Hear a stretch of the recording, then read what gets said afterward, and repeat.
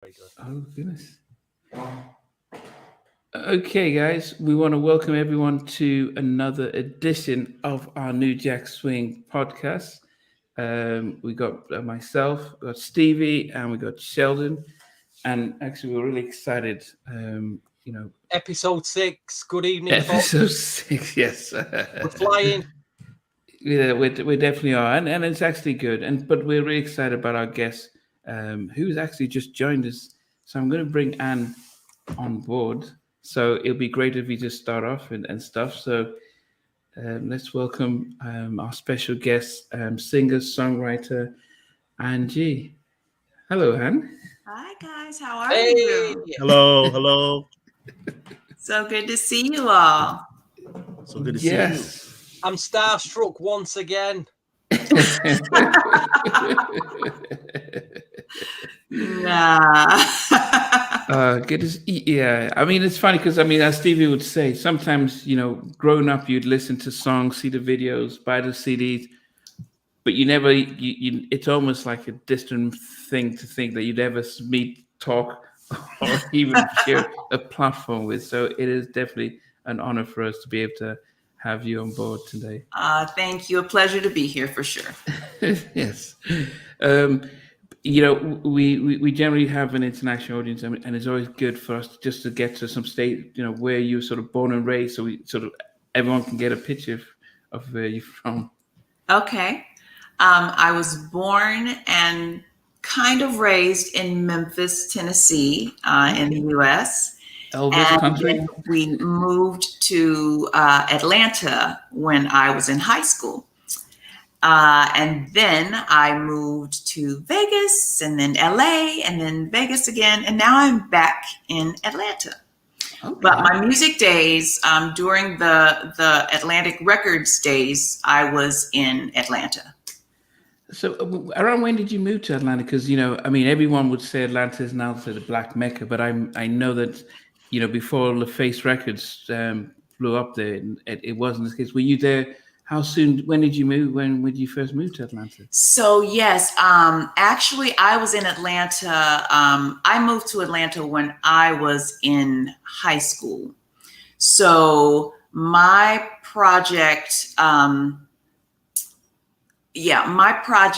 was out a little bit before LaFace Records blew up in Atlanta.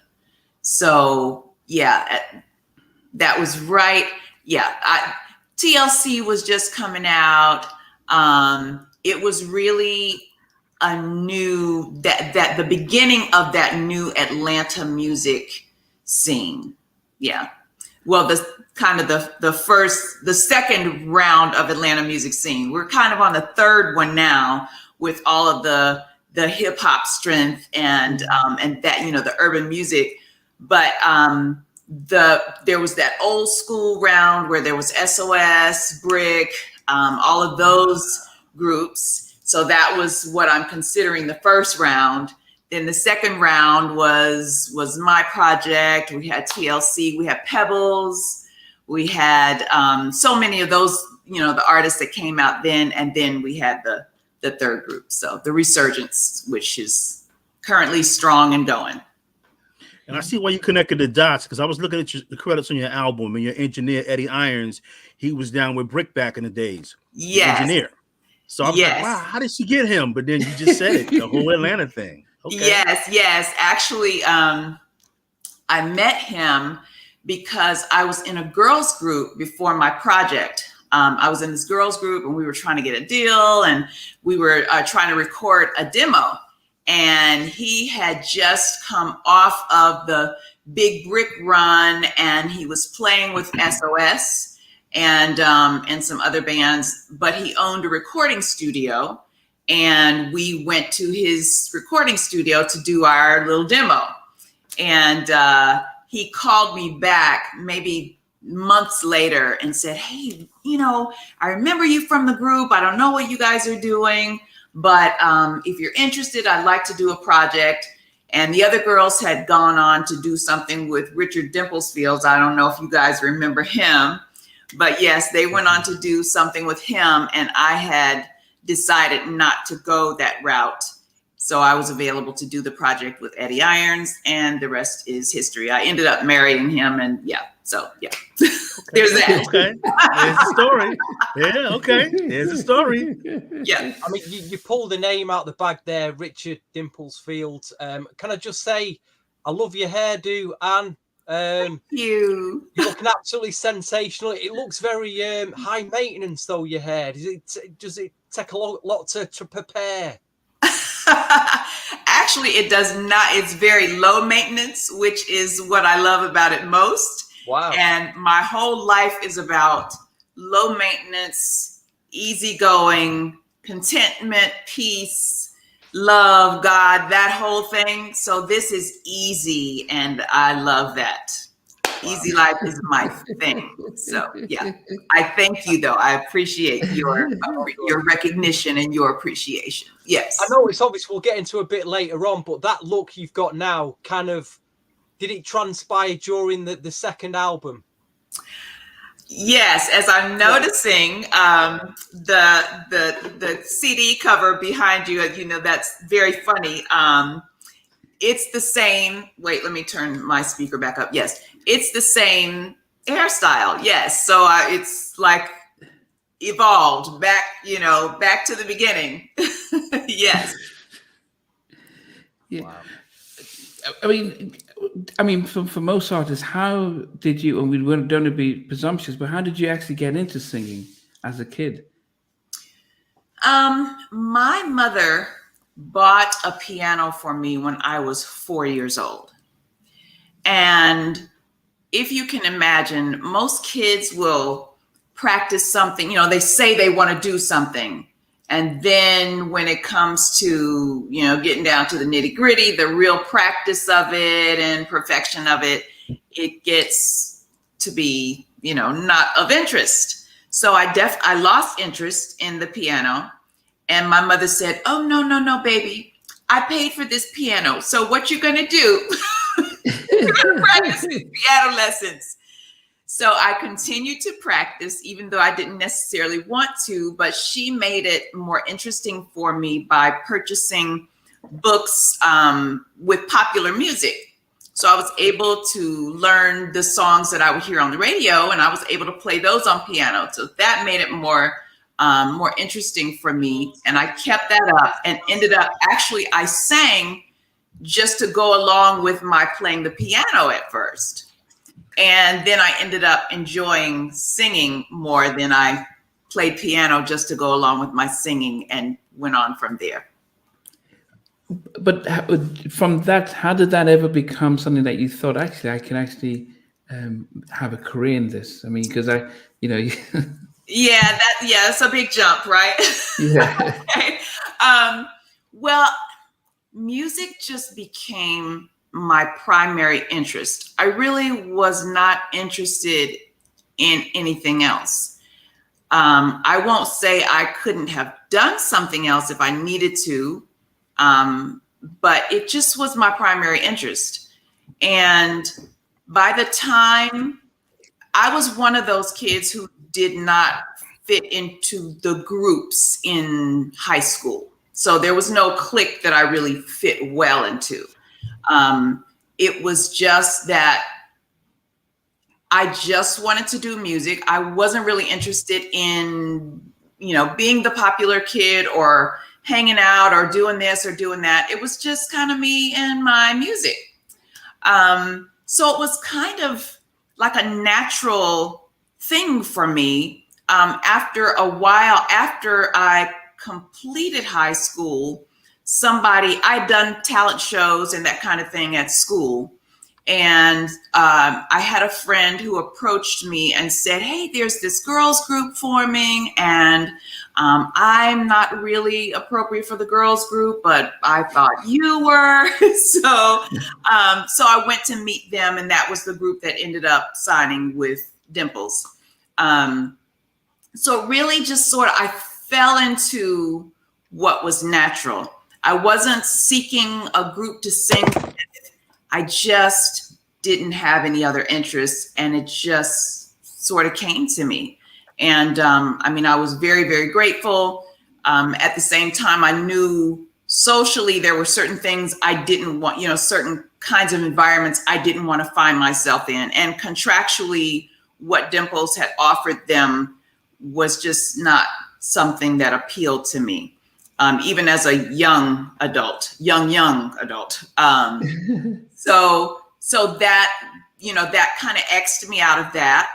And even after that, I wasn't going to seek some other opportunity in music, but that was just my only interest. I did have a day job, but I wasn't looking for that day job to be my career. And then I was going to night classes at Georgia State. But yeah, all of that just sort of came to me. The path created itself. And I'm so grateful because, I mean, it's all I wanted to do.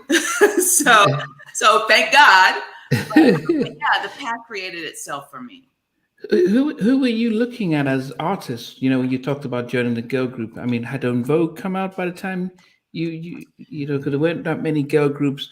Because you think about Supremes and back in the 80s, I don't know, apart from the Weather Girls, were there many female groups? So who were you looking at to think, okay, I'll be part of a girl group? Yeah, that's interesting because, as you say it, En Vogue had not come out. In fact, I was on Atlantic Records when En Vogue came out because one of the A&R guys came to me, and that was the era, I don't know if you guys remember, where there were lots of girl groups right before En Vogue that weren't really singers. They weren't, you know what I mean? Like they were, I won't say that they weren't artists, because I think being an artist is more than being a singer. There are lots of good singers who just aren't qualified artists.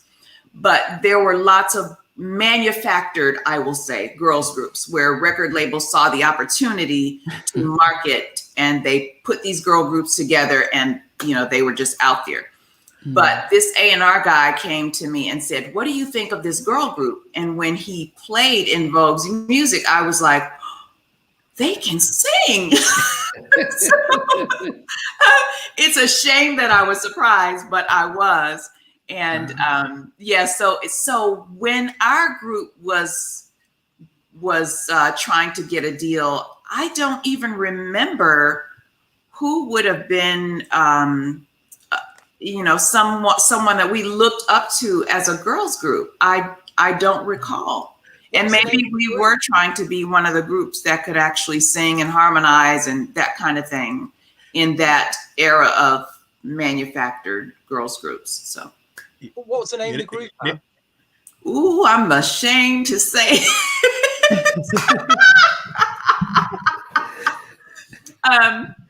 It was Toys for the Boys. Oh, wow. Did it ever get past the demo stage then? Did you put a single out or anything? No. And even under Dimple's contract, they never did put a record out. But one of the members, I will tell you, ended up being, and I hope she won't crucify me for this, but she was a lead singer for Atlantic Star at one time. So wow. Yes. So yes, and she and I are still very good friends. In fact, I'm her children's godmother. So yeah. Toys for the Boys. I wonder. I mean, even the Pussycat Girls would be saying, "Wow, that's we thought we were risky, but that's yeah." I know it's awful now, but the things we do when we're younger. Oh my goodness. That's so 80s, Oh my goodness. But the other thing that you mentioned was the fact that when they offered you the contract, you said, "No, this isn't what." And so many of our established artists who we've spoke about, they just saw whatever money was in front of them and just signed. How did you just think, actually, as much as this looks like my golden chance to get in, it's not a good deal, and I'd rather just wait for the right opportunity. What did you really read it like other people don't, or what did you do differently? I read it for sure. I read it, and because I wasn't feverishly seeking an opportunity. Mhm. It wasn't, seeing as how I realized it wasn't the right opportunity. It wasn't a great opportunity where I would be happy doing that.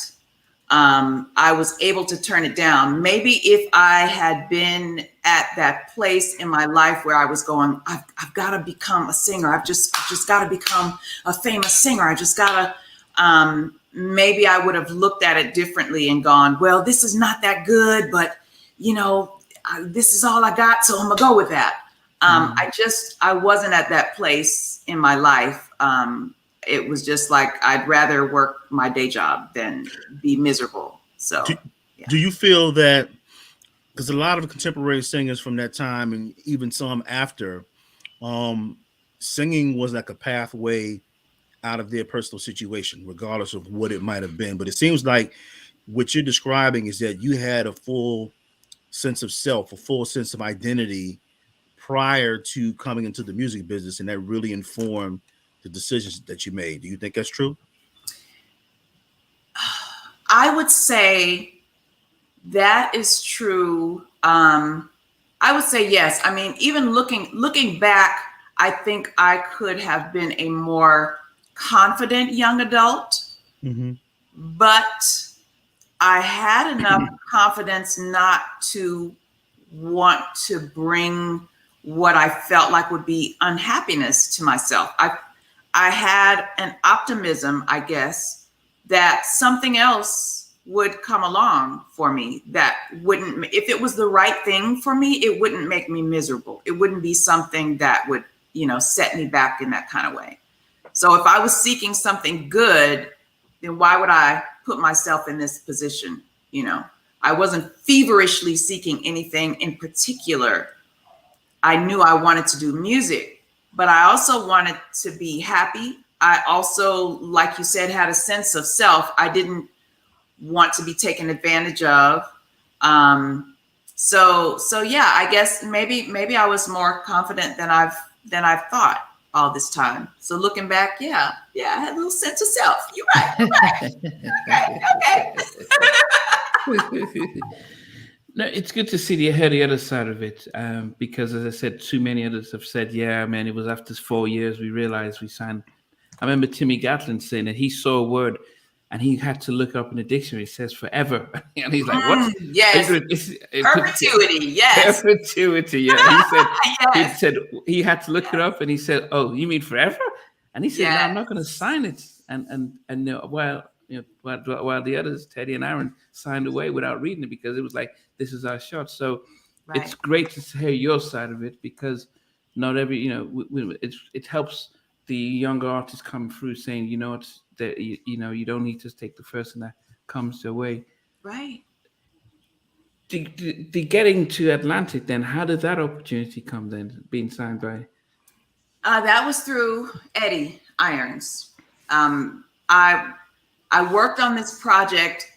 It probably took us 2 years to get that deal. That I worked feverishly on. At that point, I was working my day job, and I'd have to go to the studio to meet him after work. And it was a brutal schedule. Like sometimes I remember going in on Friday to the studio, and the studio was called 2560 here in Atlanta. And it was a little studio way down this dirt road. Certain people knew about it, but it was, there were all the windows were blocked out. So it was completely dependent upon, electric lights inside. There was no daylight coming through the studio. So I would go in on Friday and stay up the entire weekend. I mean, I'd fall asleep 20 minutes here, 30 minutes there, that kind of thing. But the entire weekend we would be working, and I'd come out sometimes on Monday and it's daylight and I got to go to work. They had a shower there. I would take my clothes and take a shower and go to work from the studio, having come in there on Friday. It was, I don't even know how we did that. I don't know how we did that, but I mean, that wasn't every weekend, but it certainly happened more than a few times. So we worked on that for about 2 years and finally got that deal through association with Michael Malden, who is Jermaine Dupri's dad. And Michael Malden was my manager at the time. And he, in conjunction with Ed's work and another producer on the project, Teddy Bland, they got that deal for me. So yeah, I was very grateful at the time, and we worked hard and we were able to make that happen. Around what year was this? So just want to see what the music scene was like when you first got. Ooh, you putting my business out there now. No. Okay, let's see. The year was, oh my goodness. Well, if you worked 2 years on the project, it came out in 1989. Let's work it out. Let's do the math. Good evening to Delicious, by the way. Watching live. Comment there. Yes, Yeah. right. There you go. You got it, Stevie. That's right. Yes. So yes.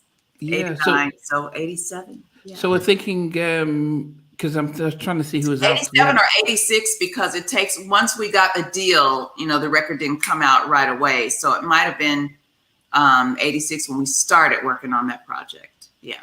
So by the time you came out, so am I right to say that Karen White, Pebbles, Not Joey yet. Watley? Oh, not yet. Karen White was a major influence for me. So that's funny you should mention her. The night that Atlantic Records announced me to the industry as their new female artist was at the Jack the Rapper.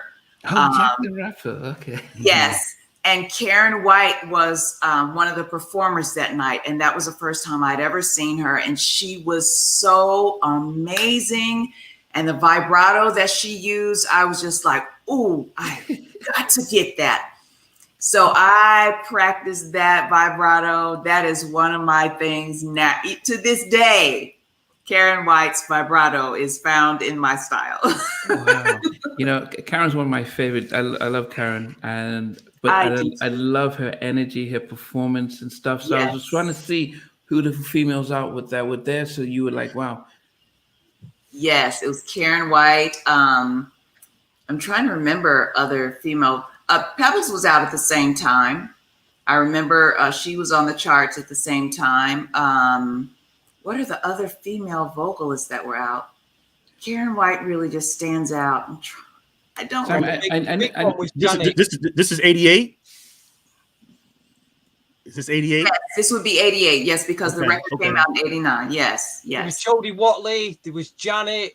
Mm-hmm. I'm just thinking of the sound you went with eventually on that 89 album. What it kind of it's a mixture of all them ladies, Yeah, Janet for sure. Janet was I was on the chart once at the same time that Janet was. Who else? Was Michelet out at the time? Michelet. She was out, I think, after. I want to say she was a couple of years after.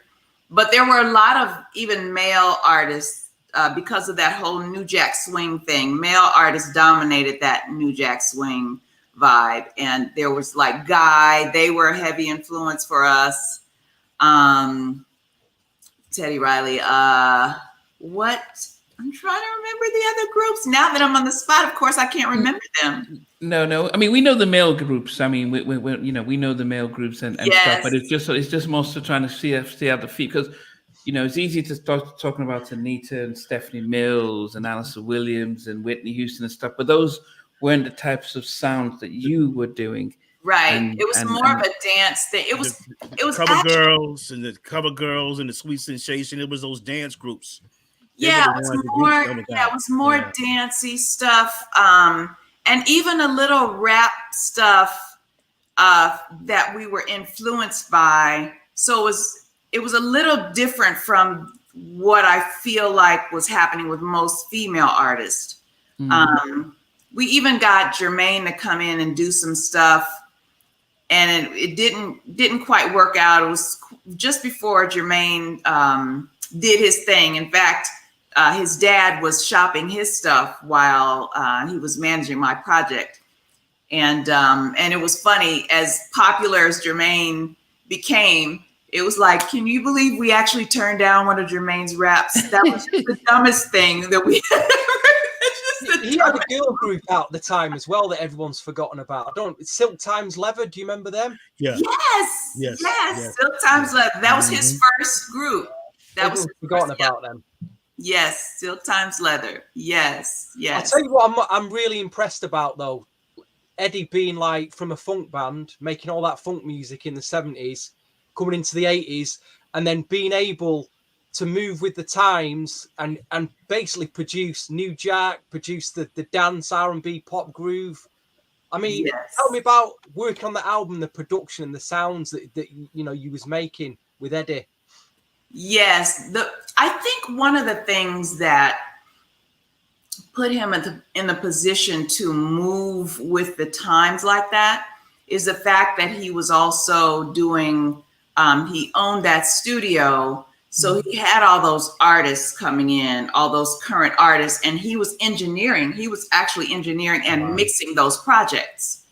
So he mixed, a lot of the rap stuff that was coming along, just all kinds of groups. So he was really still very much in that music with all the younger artists that were coming in.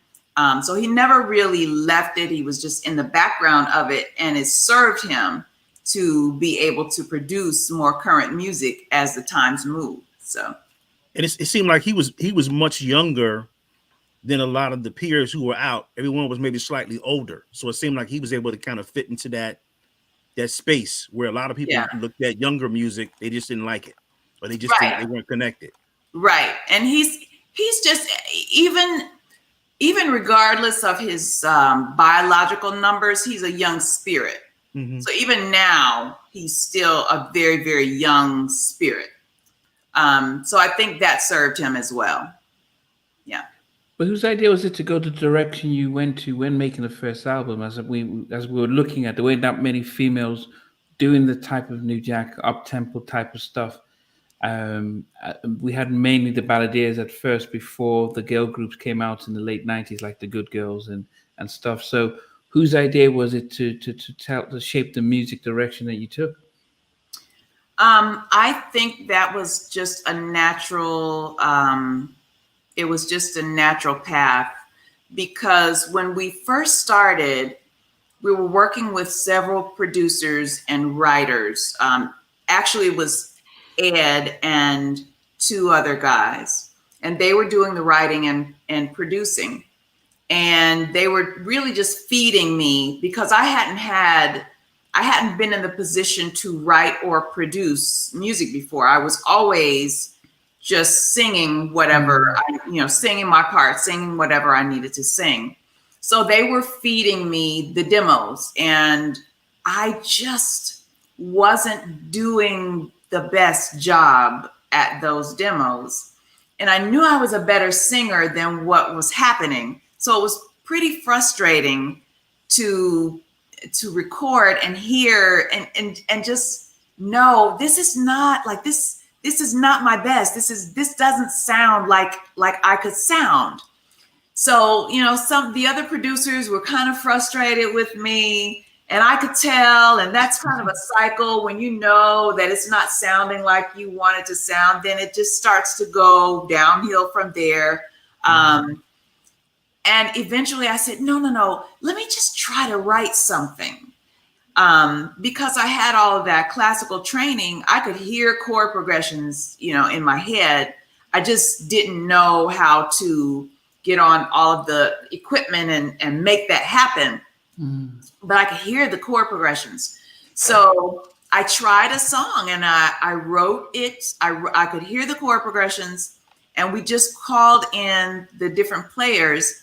Ed was a drummer, so of course he could, program the beats. He could do the production part, and we tried. And so we brought in certain players. We brought in Myra Walker, who was an amazing keyboard player for a lot of my things, And I would say, no, not that bass. The bass line goes like this, and I'm singing the bass line. And, so we get it down, and that's how it came from, out of necessity. You know, I became a songwriter and a co-producer, a co-songwriter and a co-producer out of necessity. And the groups that were out then, the sound that was out, there were a lot of New Jack Swing things, and I just had never been like a balladeer kind of singer. That wasn't what I leaned into anyway. So yeah, that just kind of became natural for us. After I started writing what was in my head and in my heart, it really started sounding like what I knew it could sound like. And then Ed was excited, and the other producers that we brought in to work with, they were excited because it just was taking the shape that it was meant to have in the first place. So what came first? Was it the single Heart Donor, or did they just release the album straight out the Bat Atlantic? The single, we released, oh my goodness. We released, I'm blanking. I'm just looking at the order of your discography, that's all. And it says Heart Donor seemed to come out before If She Knew. I don't know if that's true. No. If She Knew was first. Right. If She Knew was first. Yes. Thank you. I was blanking. I was trying to think of If She Knew. If She Knew was first, and Heart Donor, which many people called Hot Donut. I thought that's what I was saying. I was like, oh, goodness. I need a hot donut to save my life. Okay. But, yeah, Heart Donor came after that. Yes. Wow. I love both them singles, you know. Absolutely love both them singles to death. Thank you, Stevie. Yeah. So the other thing too is that we noticed that you spelled your name without the E, and then everywhere else there's with the E, and so if so what happened there, huh? Yeah. There's a funny story behind that. Okay. So we started with the E on the first project, and I would get into a city to do a show, and we're listening on the radio, and we hear, the station announcing the show. And I'm so excited because, this is new to me. I'm getting used to hearing your song on the radio. That I don't think I ever got used to that. That was always exciting for me. And hearing them announce a show. And so I would hear that and I'd be so excited. And then they'd call me Annie G. And that would just hurt my feelings. Because how do you call me Annie G? So we figured to drop the E on the next project would help that. And it did. So they didn't continue to mispronounce Ann by calling me Annie G. So I kept it Ann G from then on, ANN. Okay. Yeah, but it is hard to... I mean, I think when you first came out in those days, you have your name and it's about who, getting the presenters, the promoters calling your name. In the day where everything is searchable, when you're searching Ann and G, it's like, it's when that's where it becomes the challenge then. Yeah. But the thing you mentioned is that you decided to write because you weren't feeling what they were presenting to you, and you started to have your own ideas. At this point, did you know the difference between writing, publishing, and when you're writing and you're just writing and you're like, I'll sing it, but who takes away the lion's share of my work? Yeah, no, I had no idea how any of that worked. But I learned pretty quickly when the label started putting me, one of the things back then, and it's not so much a thing now, but back then, the producer, who the producer was on the project was a big deal. So producer names could get you played at the station or ignored at the station, depending on who the producer was. Okay. And so after a while, one of the strategies of the label was to put me with producers who had a name. And I was used to my situation with Ed, and I felt like we were doing a good job.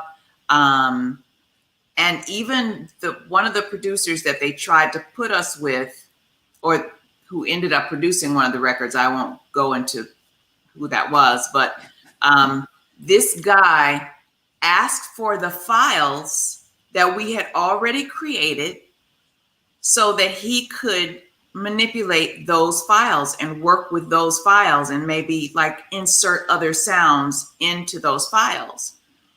So I knew that didn't feel right because he was going to be called the producer, but it was for his name, and we had done all the work for the structure of that. So I learned, what was called, I had to learn through that situation, what was called producing, what was called writing, where those lines, and sometimes they were blurred lines, but it hit me because certain things didn't feel right. So I had to learn because I wanted to understand. I'm going, wait. So he's the producer and we already did the work, and he wants our work, all of our files, so they can call him the producer. Help me, please. So yeah, I had to learn all of that for sure. I mean, it was, I think Teddy was probably one of the big names who, especially if it's New Jack, where if you had his name on it, everyone was going to be interested. Yes. And I'm sure there were other producers around that time, Marley Marl, Kashif and Jimmy and Terry and LA and Babyface and stuff. And all of a sudden, but Teddy probably started, but then all of a sudden people were buying records because of the producers. Right. And labels were like, okay, we need to get their name on it because this is how we're going to market it. Yes. Which is a disappointment because one of the things I loved about the 70s and the 80s is where artists were allowed to grow. And, there was, you go gold, and that's like, wow, that's great. They weren't spending too much money up front.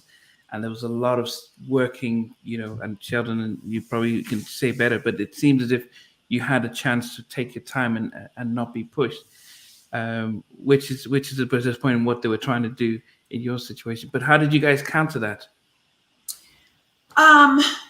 Well, with a poor relationship with the record label.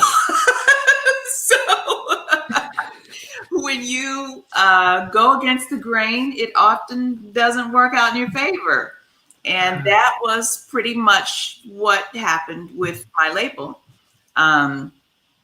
It just, I will admit I didn't play politics very well. I guess I was the same person who said no to that other recording deal. So yeah, you have to learn.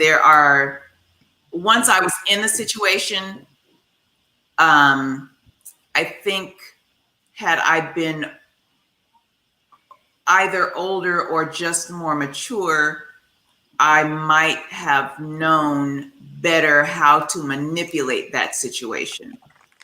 But as a younger person, it was more raw for me. It was more, this is wrong, this is unfair, and I'm calling out you as the person who, this has made this decision, and how could you, and this is my work, and that kind of thing. And that didn't go very well for me. So, yeah. Wow. Just before we continue, DJ Blessed B asks, could you ask Angie if her song Your Eyes Say It was inspired by I Like by Guy? Absolutely.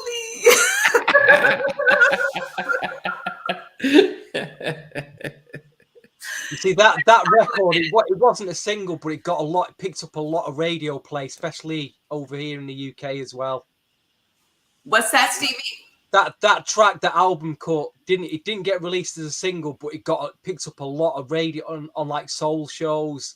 The DJs really? played that. It was like a really good choice album cut, probably because it did sound like I like. Yes. It's still a good track in its own right. Yeah, thank you. It was definitely very much inspired by that song, but their choreographer was my choreographer. Thank you, DJ Blessed. Their choreographer was my choreographer, and through him, I found out that they knew about the song and they just thought it was cool and was funny, that I was so very closely inspired by their song. And they didn't have a problem with it. So I was like, okay, good. I mean, how do you feel about that song now? Because I feel, because you're at the moment, you're on Instagram, you're still making new music, you've got a younger audience there. I always feel you could reinterpret that song in a different style to today. And I think it would work, you know. Yeah, that's interesting. I do want to go back and revisit some of my music. Yeah, I hadn't thought about revisiting that one though, but that's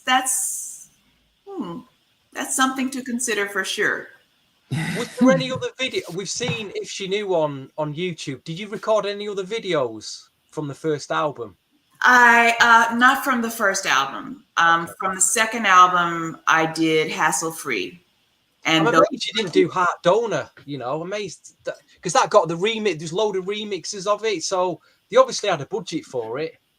Yeah, we didn't do Heart Donor, and I don't know why. I don't remember why we didn't do the video for Heart Donor.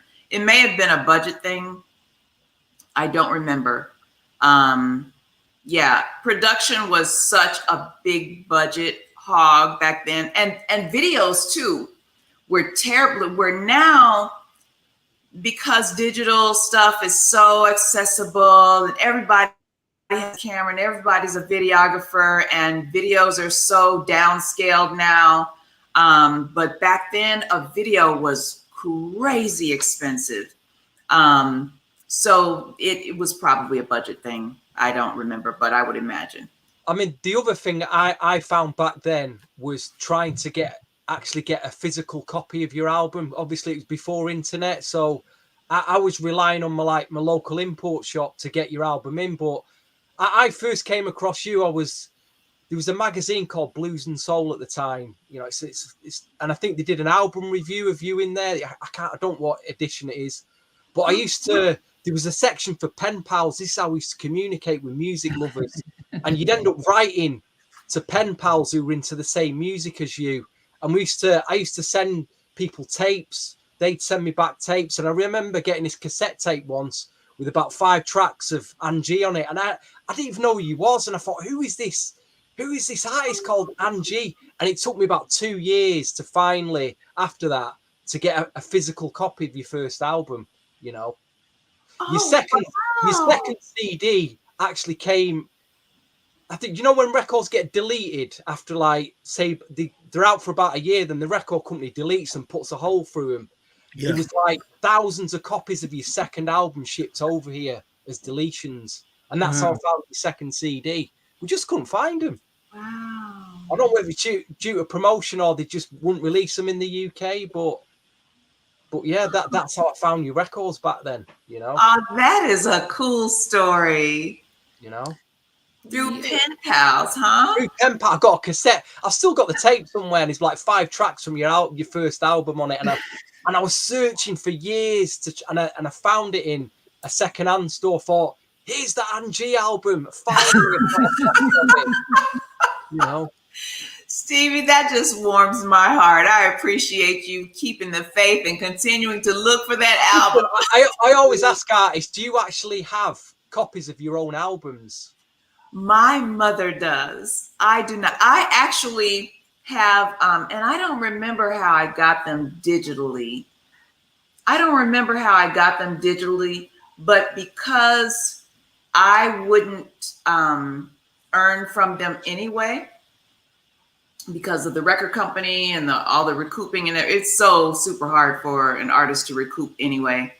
the only way I would have made money from that is through airplay and through shows and merchandise and stuff like that. But since I wouldn't get anything from the records, I digitally put them on SoundCloud for free. so they're on SoundCloud, both albums I have SoundCloud links on my website. And that's pretty good, because there are a lot of people who are listening to your music on YouTube, and they're looking for that music on all of this streaming platforms. They're looking for it, and they're so excited. They're like, I had this on cassette, and they disappeared, and I've been looking for this song for like 10 years, and so they're really, If you go back, if you look at your songs on YouTube, and you look at the fans and the listeners, they're all on the hunt for all your music. Oh, that makes me feel so good. I can't believe that after all this time. Your first album, actually, on CD and LP, I don't know if you've checked on Discogs or eBay, the price, it's held up its price. It's not cheap to get a copy anymore.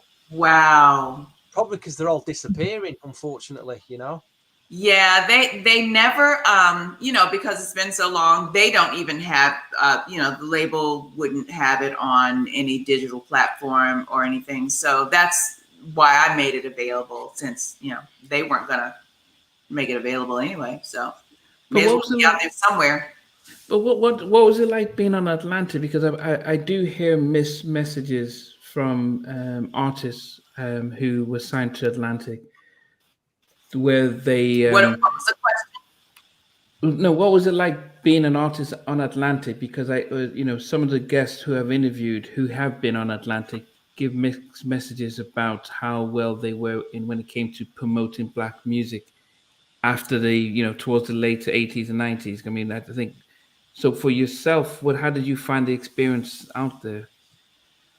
With promotion, it was pretty good. It really depended on, I think, your particular relationship with the label. Promotion was they were pretty good. It also depended on what they could. That was the big payola day, so that was a thing. And they only had so many spots, and it depended on how many of the top spots they needed. Okay, I'll bring my major artist in to do your show if you'll play this Angie record. So it was that kind of thing. And my guy in the Southeast region, I would go around and different radio stations and do their shows and do just the whole PR run. He was excellent. So they had a pretty good promotions department. But again, it worked, I think, according to your relationship with the label. If they loved you and things were going great and they wanted to promote your record and they wanted to sacrifice and make those exchanges that they had to make, or give that guy. I remember my guy used to bring steaks and sodas to the station guys and gifts for the station guys' wives. So it depended. If they loved you and things were going great, then they would do that for you. But it was all about sacrifice and exchange. What can you do? What can we exchange to get this artist who is not this, one of the top charting artists on your list? Did the label tell you what's successful? Oh, go ahead, Sheldon. I have a question about budgets, because you're on Atlantic at the time where you've got like Levert. Levert is like one of the big R&B groups at the time. So Is it more so, because it seems like everything you were doing, you and Eddie, you guys were doing this in-house apart from the label. But when you look at all of the budgets, was it more like a situation where you had to wait your turn as far as release dates because of everyone else that was out or get ready to come out before you? Definitely. There was definitely a priority situation. Definitely. And I think that priority situation had to do with the fact that they knew that there were only so many slots that they were going to be able to, you know, there's only so many slots on the PD's list. So is it going to be Angie? Is it going to be Mickey Howard? Is it going to be Levert? Like, do they owe us enough favors to put Levert and Angie on this week? Because we're not going to pick Angie over Levert. Like, that's what we're not going to do. So do they owe us enough to get them both on? Or have we had our run with this Levert single and we're good with that one and that's on the move, and now we can put this Angie in? So yeah, it was definitely a thing of timing and priorities. You said on the you said you weren't really about singing ballads, or you wanted to sing more up-tempo tracks, but on that first album there is a couple of gems on there. Love at Dawn, that is an absolute gem. Thank you. Do you remember recording that record? Do I what now? Do you actually even remember recording that record and how you felt about it? Yes, I remember doing that record. That was, in fact, that's the one that starts with the French, right? Yes. And we called Ed's, I think at the time, there was a relative, I think her name was Devry, and she did the French part at the beginning of that song for us.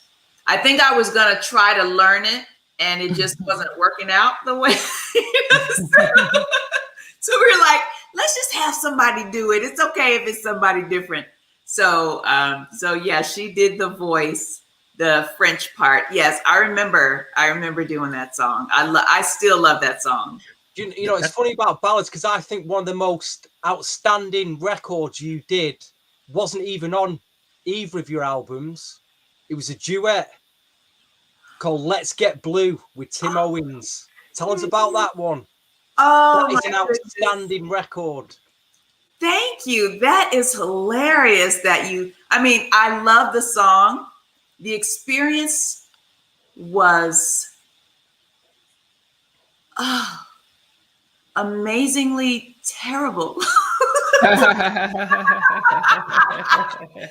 But the song turned out great. Oh, what a song. Okay. I don't sing at the time. Now I do. I'm very comfortable with falsetto live.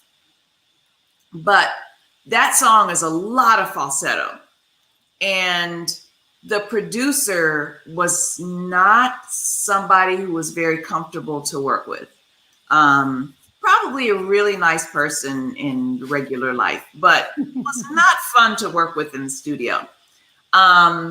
And when doing something that's already uncomfortable, which was singing so much falsetto, and working with this particular producer who was just, I can't remember what about him was so terribly uncomfortable, but it was, okay, so I'll tell the story. So I was terribly uncomfortable, almost to the point of tears. I was that uncomfortable with this producer. So we finished the recording, and you know, they mixed it and everything.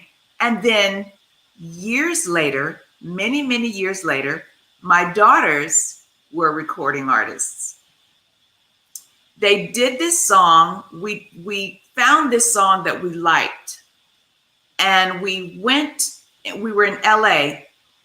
Actually, I went to LA to record that song. I didn't live in LA at the time. So you fast forward to many years later, I lived in LA. My daughters were recording artists, and we went to this producer's house to do this song. Something about this producer was familiar, and then the session became uncomfortable. And it snapped for me. This was the same guy. Wow. That's just coincidence. Same guy. And I thought, oh my goodness. And they were uncomfortable as well. The session wasn't going well. They were uncomfortable. And it occurred to me. And I said, did you do a record with? And he went, oh yes, yep. So I was just like, Many years later, same guy, same thing. Yeah. So yeah, that was a terrible experience, but I love the record. What about Tim Owens? What do you remember about him? What do I remember about him? About Tim, because he was on Atlantic as well. He recorded one album for Atlantic. Yeah, I only had that one experience with Tim. Somebody, and I don't even know if, I'm trying to remember if he was there. Somehow I remember meeting him. So maybe he was there. But somebody told me about 4 years ago that I think they met him in an Uber or something, and they ended up talking about me, and he said he told the friend to tell me hello. And I thought, oh my goodness, what a flash from the past. I'm gonna have to put you to task here, Anne, because you just called out a great producer here. I know the producer you're talking about. And he's amazing. Guys, come on. Can we say his name? Hey, we've got to. If I say his name to you guys, you're gonna be like, what? Yeah. Derek Bramble. He worked with Jackie Graham in the 80s. Yeah, I dare not call his name. He's very good. Producer. Very good, but yeah. Layla Hathaway. Worked with Layla Hathaway as well. Oh yeah, I know you. Heaven knows.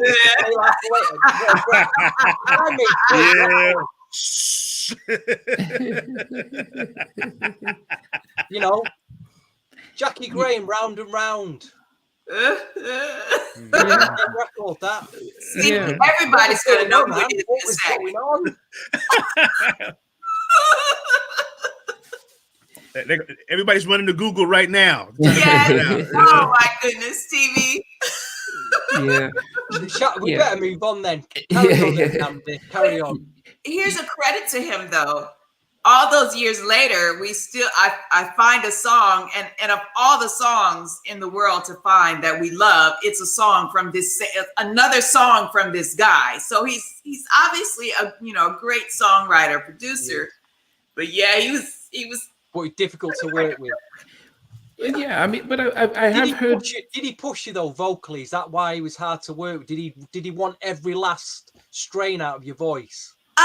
You know what it is? I think I'm glad you said that, because it took me back now to recall more specifically. He was looking for something that I believe was maybe at that time limited. So I think he was trying to get something that wasn't there. In his mind, it was a flavor or something that he had, like a predisposed notion that he had.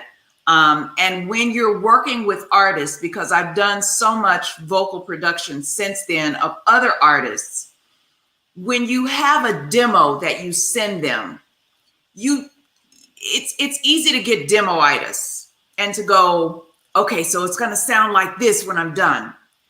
But you send it to them, and they're going to do what they do with it.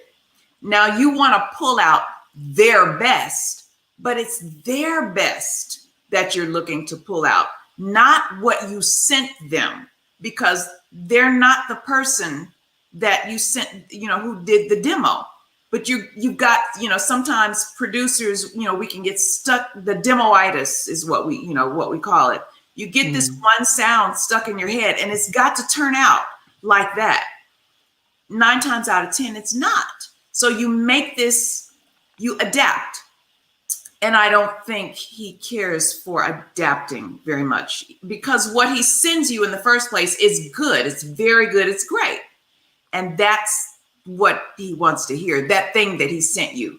So it's important for vocal producers to go, okay, so what are the strengths in this artist that I'm listening to? And let's make it an amazing version of this artist and this artist styles and this artist vibe. So I think that same thing was happening with my daughters when they were doing their recording. It should have sounded to him, it should have sounded like the original demo. And they didn't sing like that. They had a different style, and that was bothering him. And you can tell when something bothers him. So I think that's also a part of it. He will show his irritation. Yeah. I thought he got greatness on that record, though, but that's just my opinion. Thank you. I love the record. I do love the record. Oh, I'm going to say, if you've not heard it for years, but I just think it's a great, just an amazing record, Thank you. Thank you. Yeah, I mean, I've heard Shantae Moore was mentioned how Jimmy pushed her when she had to record. Patti LaBelle talked about how Teddy, when they worked together, and at the time they don't appreciate the friction in the studio, but and then sometimes you might need one of the co-producers that does the vocal recording because it's just not working out. But you hear the stories because the producer has something in their ear that they just needed to get out, and even Coco was on.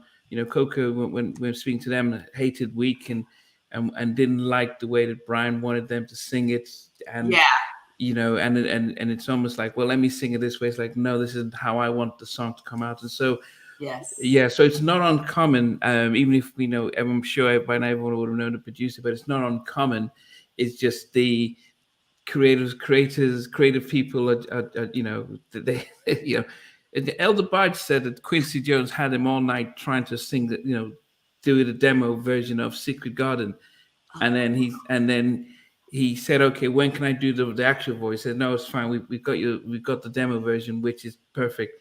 And El wasn't happy about that, but he producers have a different way of working, and you have to trust the finished article at the end of the day. Yep. Yeah.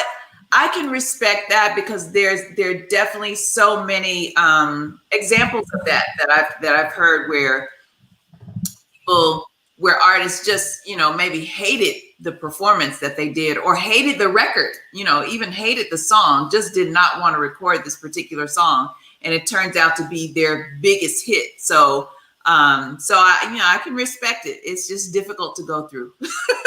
What was the name of the girl group? You say your daughter was in a girl group? Actually, they are twins, and they were called Axis at the time, AXIZ.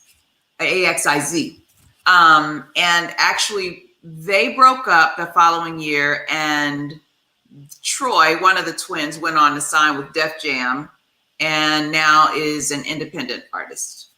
Wow. Yeah. Oh. They mentioned about when you weren't happy with how when the label Atlantic first got the producer to remix your track and take on the producer stuff. And when I spoke with Nikki Howard, she talked about how the challenges of being a female in the music industry, especially when she came out. There's probably a little bit more protection for female artists now, but what was it like? I mean, especially coming through the 80s, just having a voice and not being, especially as a Black woman, having a voice and actually not being taken seriously, or the challenges. Yeah, I think it was very different. It was very different in that now just so many things wouldn't have been done that way. The fact that I spoke up at all was something that was not expected. You just did not do that, especially a female artist. I think from a male artist, it would have been respected differently, but it was just absurd for me to make a complaint like that. Things, even in other respects, like I remember being out on the road with my promotions guy, who was excellent with what he did. But at one point, there was a program director who was given the phone number to my hotel room. And I was just like, no, just no. But, being put in those weird positions is something I think would not happen today, because, you know, we're more sensitive to things like that. And it's something nobody wants to be caught doing. Even if they, in their spirit, they're okay with doing it, they don't want to be called out for that or caught, you know, doing things like that. It was a very different day. It was a very different day for females, period, I think. Yeah. I have a question about your balladry, because obviously it's ironic that you said that at that time you preferred the up-tempo music compared to the ballads. But, you know, when I go back and listen to the ballads, specifically Love at Dawn, there is something that exists that is not happening with the artists, the younger artists in that time period, that we would hear later. The way I see it, your phrasing, your delivery, your emotion, the whole entire mastery of the delivery is something we wouldn't see later. You know, Mariah Carey, Tamia, you know, that approach that people, those artists that people love so much, I believe you kind of introduce a lot of those vocal qualities as a female vocalist in that time. So can you share your approach to the balladry? You guys are coming up with some great questions tonight, by the way, you two. Amazing. Yes. Anne's blown away here. She's blown away. Yes, definitely not the typical, you know, definitely not the typical questions. And I've been asked questions for many, many, many, many years. So excellent. My approach to the ballads. You know, I think my approach to the ballads was so layered. There was the producer that I had learned to be. In producing, I had learned how all of the different tracks interact with each other makes the total sound, right? So for me, as I'm doing a ballad, this also is a layer of the sound that needs to interact. And at this point, a ballad gets to breathe more. So, you know, you've got these longer notes and you're able to more intentionally, I think, layer them and make the things happen together. You have more time to do that. So I enjoyed doing that. That was part of the art for me, was to make this happen when that happened, and those things happen, you know, either rise or fall together or counter purposefully, those kinds of things. Lyrically, the lyrics were always important to me. It's funny, I don't listen to lyrics a lot now, because I don't think certain artists' lyrics I listen to, and other types of music, maybe I don't listen to the lyrics as much, because I think it's more the syncopation for them than it is the lyric. And I can still appreciate the art in their syncopation because it's magical sometimes. But in the ballads, yes, that was, the layering was important for me.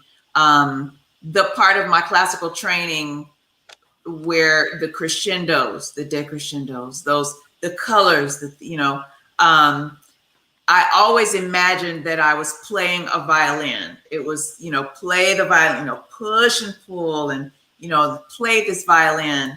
And that was how I liked to deliver a vocal. And then, of course, the riffs were fun for me. That was just a part of, you know, the little dressing that I enjoyed doing. But yeah, I think I approached it more like an instrument. An instrument and a layer. So I enjoyed that so much. I didn't do it often, and I think that was part of it, that it wasn't something that I got the chance to do much in the direction that we were going. Not that I wanted to change directions, but it just, you know, it didn't go with everything. So I was like, well, let me just take this opportunity to do this thing this way. So, yeah.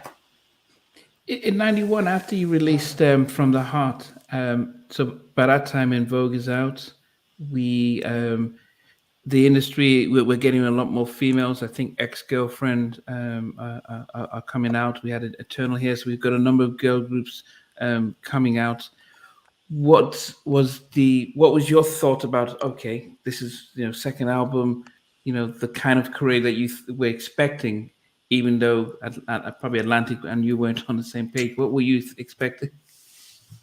At that point, honestly, by the time the record came out,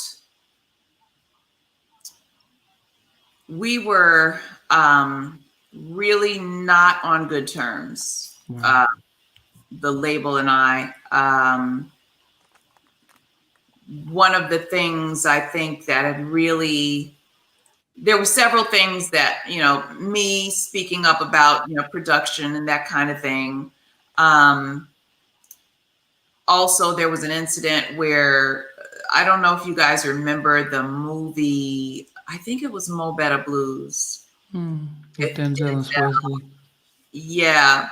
So I was sent that script as part of marketing for me. They, there was interest in me doing the female that, well, so you were going to sing Harlem Blues, Cindy Williams? You were going to sing that? Right. I was going to be that character, or that was up for consideration. You would have killed that record. Oh my God. But I don't know if you remember all the visuals in that movie. Yeah. Okay. Yeah. So at first I went to read. I think I went to read for the movie, and then when I got back, I thought more about it and just said, I can't do it. I'm not going to be able to look back at that visual. I'm not going to be able to do that. But in hindsight, the person who did that role, she talked about later on, as years went on, it wasn't a great experience for her either. Really? Yes. I didn't see that. Mm-hmm. Later on, we're talking about recent years. In recent really? Years. Yeah. I'll have to look that up now. Yeah, I want to look that up because that made a lot of people like go, oh, we were like, that was going to be great for our marketing for you, and you are going to pass up such a great opportunity. How dare you? Who do you think you are? And that didn't go over very well. So with things like that, I remember when the second record came out, they didn't even, let me see. The second record from the project, I think, was Get a Life. And they were so irritated with me by that time that they didn't even let me pick the photo that went on the single thing. I saw it after they had already done it, and it was like they didn't, like, no heads up, no proof, no nothing, just it's in print. Here you go. So I knew it was a done deal by then. So yeah. On the second album, though, there was a definite growth and almost, like I say, a slight change in image. He was moving away from like the pop element of the first album. Yeah. There was still New Jack in it, but it felt like you were refining more of an R&B sound on the album. Yes. There was definitely growth and movement, and it felt. It just felt very natural to do, to go there. And I think on Hassle Free, I know what it was. There was, at that point, we had a lot of freedom, and we were kind of in our own world. Your mic's going a bit fuzzy, Anne. What's that now? Okay, it's better now. Mic went a bit fuzzy there. But it's fine. It's fine now. Okay, I got fuzzy. So Ed and I were in our own world, and the label was coming in to check on us. I remember the VP came to our house, and we had built our studio in the house at that time. So we were not in the recording at 2560 recording a lot. We were just kind of exploring. And that felt pretty good. But at the same time, there's that challenge of stay current, explore and do different things, but you got to keep some familiarity in terms of the sound, running in the undercurrent. So that was always a challenge for us, but just kind of growing was fun, and we felt like it was time to do that, and that's how you change things. But again, the challenge of staying current, and that was a big deal back then. You always got to give them something that's commercial. That was a part of the whole thing. You got to stay commercial. Is it commercial enough? So. Was Get a Life a bit more lyrically? Was that you try to be conscious, or what was the message behind that record? Oh, so there were some personal things going on at that time, and there was a personal situation where, there was kind of some personal things, personal social situation, and it was really kind of like subtweeting. Yeah. It's interesting because the production on that record was more what was coming out, sounding like what was coming out of the UK at the time, the street soul, the more soul to soul sounding vibe to it. Loved those groups. Loved that time. Ooh, those groups. I loved them so much. I remember just thinking that they had this, even now to me, when I think about those groups, there was just a magic that you couldn't spell out or put into words. It was just like a God thing to me. It was so magical and powerful, and I love them. I think it was the Caribbean, the Caribbean influence what we have in this country at the time. And the bass, there's a lot more bass, and I think that came through on the record more. Yeah, those records, they had a lot of, at that time, it seemed like the music going on in America, it was kind of trendy. Right. And Soul to Soul, the Young Disciples, and all of those groups like that, they were just taking it back to that classical R&B sound. But like you said, the Caribbean flavor was there. Yes. And I remember when Soul to Soul dropped, it was just right in the middle of New Jack Swing, and people just lost their minds because you had the string arrangements, you had this whole vibe. Yes. Yeah. Yes. We listened to a lot of that, like a lot of that. And I loved it so much. Oh my goodness. Now I gotta go listen to some. You got me excited about this. I do want to ask you about what one track on the album, which I think's a real gem. Again, it did pick up quite a lot of plays on the soul radio circuit here. One Step Closer to Heaven. Oh yes, it's like a ballady, mid-tempo-y. I think that stood the test of time. That record. Thank you. Now you're gonna make me go back and listen to the whole record. It's just when you go back to an album and you think, well, you'll be listening, especially it's 30 years old, and you think, oh, well, I'm not sure about that now. It's not really. But then you'll get a few. It's like, well, that really has stood the test of time. And I think that was what. And Get a Life, you know what I mean? I think that has as well, Yeah, Get a Life was definitely, I remember, even like, you can hear it especially in the drums. Yeah. We really listened to a lot of that, like Soul to Soul. What were the other groups? There was a lot of one dance wonders there doing that sound. Young Disciples. It was quite a few. Loose Ends, obviously. Loose Ends tried it. Mm-hmm. Yeah. We listened to that, and we would like listen and go, okay, don't do the exact beat, but because they had that drum shuffle. Ralph Tresvant did it on Sensitivity. That was Jam and Lewis's interpretation of Soul to Soul, really. They had that drum shuffle. Yes. Yeah, I got to pull it back out right after this. So Anne, after From My Heart, did you and Atlantic have a conversation? Did they say, okay, it's not working out, we need to find out? I don't know how it's like, because it's so bluntly there, Namdi. No, because you guys have, you didn't do the Mo Better Blues, you're trying to talk out as a woman, and we don't do that in the 80s, and so I just wondered, does somebody come and have a conversation, or is it like? Do my giggles give it away? There was no conversation. There were not conversations. Yeah. So their way of doing business, and the way I think kind of generally in the industry back then, because I remember, several, it was just kind of the expectation. When things were uncomfortable, it's easier not to, to just ghost somebody, just the natural things that people do. Okay, I'm just gonna avoid you. I'm not gonna talk to you, that kind of thing. And that happened a lot back then. There was just like, oh, what happened? Well, I haven't heard from them. I can't get so-and-so on the phone. At one point, I remember my attorney told me not to take calls from them.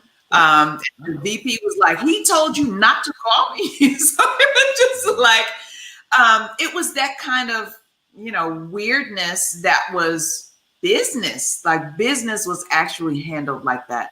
So eventually I remember just sending a letter to legal to say, this is me officially wanting to get a letter from you to say we're good. And they sent me that letter. So yeah, that was it. I have a question for you, because you're at that time in Atlantic, there aren't that many female artists on the R&B side on Atlantic. So you would think that this particular executive, they will remain nameless, but you would think that being who they were, they would champion female artists. Wow. But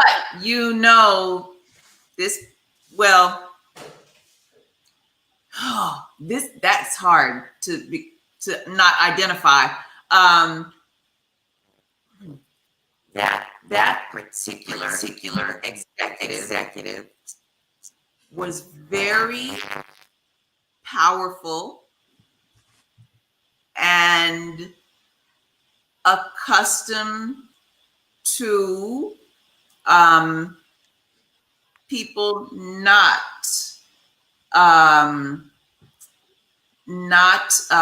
countering anything that that was on the table, that was at play. Whatever that particular executive's plan was, whatever that particular executive said, everyone knew not to cross that particular executive. Yeah, and I've heard stories that they just wash their hands of you, just back away. Yeah, just knew not to cross that. Yes, yeah, you didn't cross that executive. That was an absolute no. The stories that I heard just were like, sometimes there were like overturned, tables, like, yeah, you just. Yeah, but unfortunately, that she was the downfall of In Vogue, because we spent 2.5 hours with Dawn Robinson, and Dawn did not hold it back to say, "Look, man, we went head to head, and she didn't like it, and then she just said, well, you're out." When they had the biggest hit, Don't Let Go, and it destroyed one of the biggest. They could have been bigger than anyone, and it is disappointing. Not just that it's a female, but it's a Black female, and you would think that there was a sense of let's support one another. Put it all out there, didn't and then the tables overturned. I already know. I mean, so there's the DJ Clark Kent, when he did an interview recently, and he was hired by this executive to come to do A&R. And he said that when he was sitting down and artists came through, he looked at the contract and said, well, this isn't great. And she said, it's not our job to tell them the business. So they sign it. If they don't do their homework, then that's on them.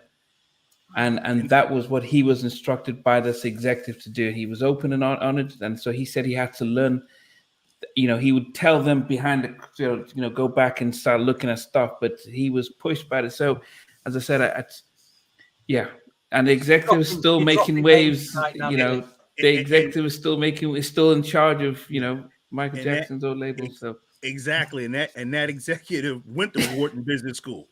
So, the whole situation, a lot of people had issues A lot of issues. Yeah, as I said, you know, the thing that we have been doing for the past 2 years has been, you know, listening to our artists, hearing their story, celebrating artists, and it's been for us the heartache as fans. You know, Stevie's talking about we can't get your album, and you know, so when we hear about all the work that you guys have been doing, and then we see the politics and all the business side that stifles creativity, it's upsetting to us because we didn't know. I mean, we, you know, up to the pandemic, we had no idea what you, apart from TLC and Tony Braxton, we had no idea what you guys were really going through.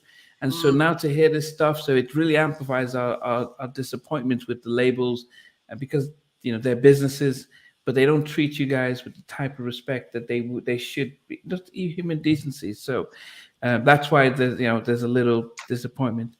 However, one of the things I admire is the fact that you held your integrity throughout in different situations, and you didn't sell yourself out for that instance fame and success like a lot of people have done, to look back and regret. So, you know, that's really important for those who are going to be listening, who are looking to get in the game and think, you know, when they got the red pill and the blue pill, and it's like, you know what, you know, do I really want to go down that road just for that instant fame? Because it might not always turn out well. Right. And your spirit reflects it. You know, Aww. We can feel it from your spirit that a lot of people, the music business really just shoot them up, spit them out. It really impacted them. But just from the beginning of the interview, your spirit is just, yeah. Thank you so much. Thank you so much. I'm just, you know, I'm grateful to have come to this point where I'm no longer that stereotypical, like I don't even have the option of being in that mainstream artist at this point in my life, right? But I still have the option of doing music because we are in the age of independent music. And I heard somebody say, and it blessed me so, that there are 7 billion people in the world. You find the people who like what you do, and that's who you do it for. That's who you appeal to.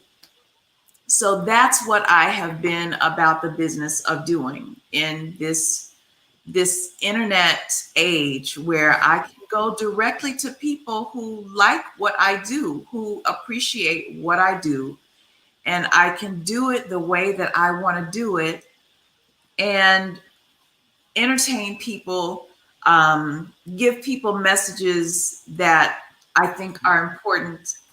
And there's nothing that I have to consider except the joy of doing it. I don't have to consider, is it commercial enough? Is it this? Is it, you know, is it going to work on today's chart? I don't care about a chart. I'm not trying to make the charts. I'm trying to make the best music that I can make that gets what I have to say across to people who that will speak to. And that's it. And I'm in this world and in this time that provides for that.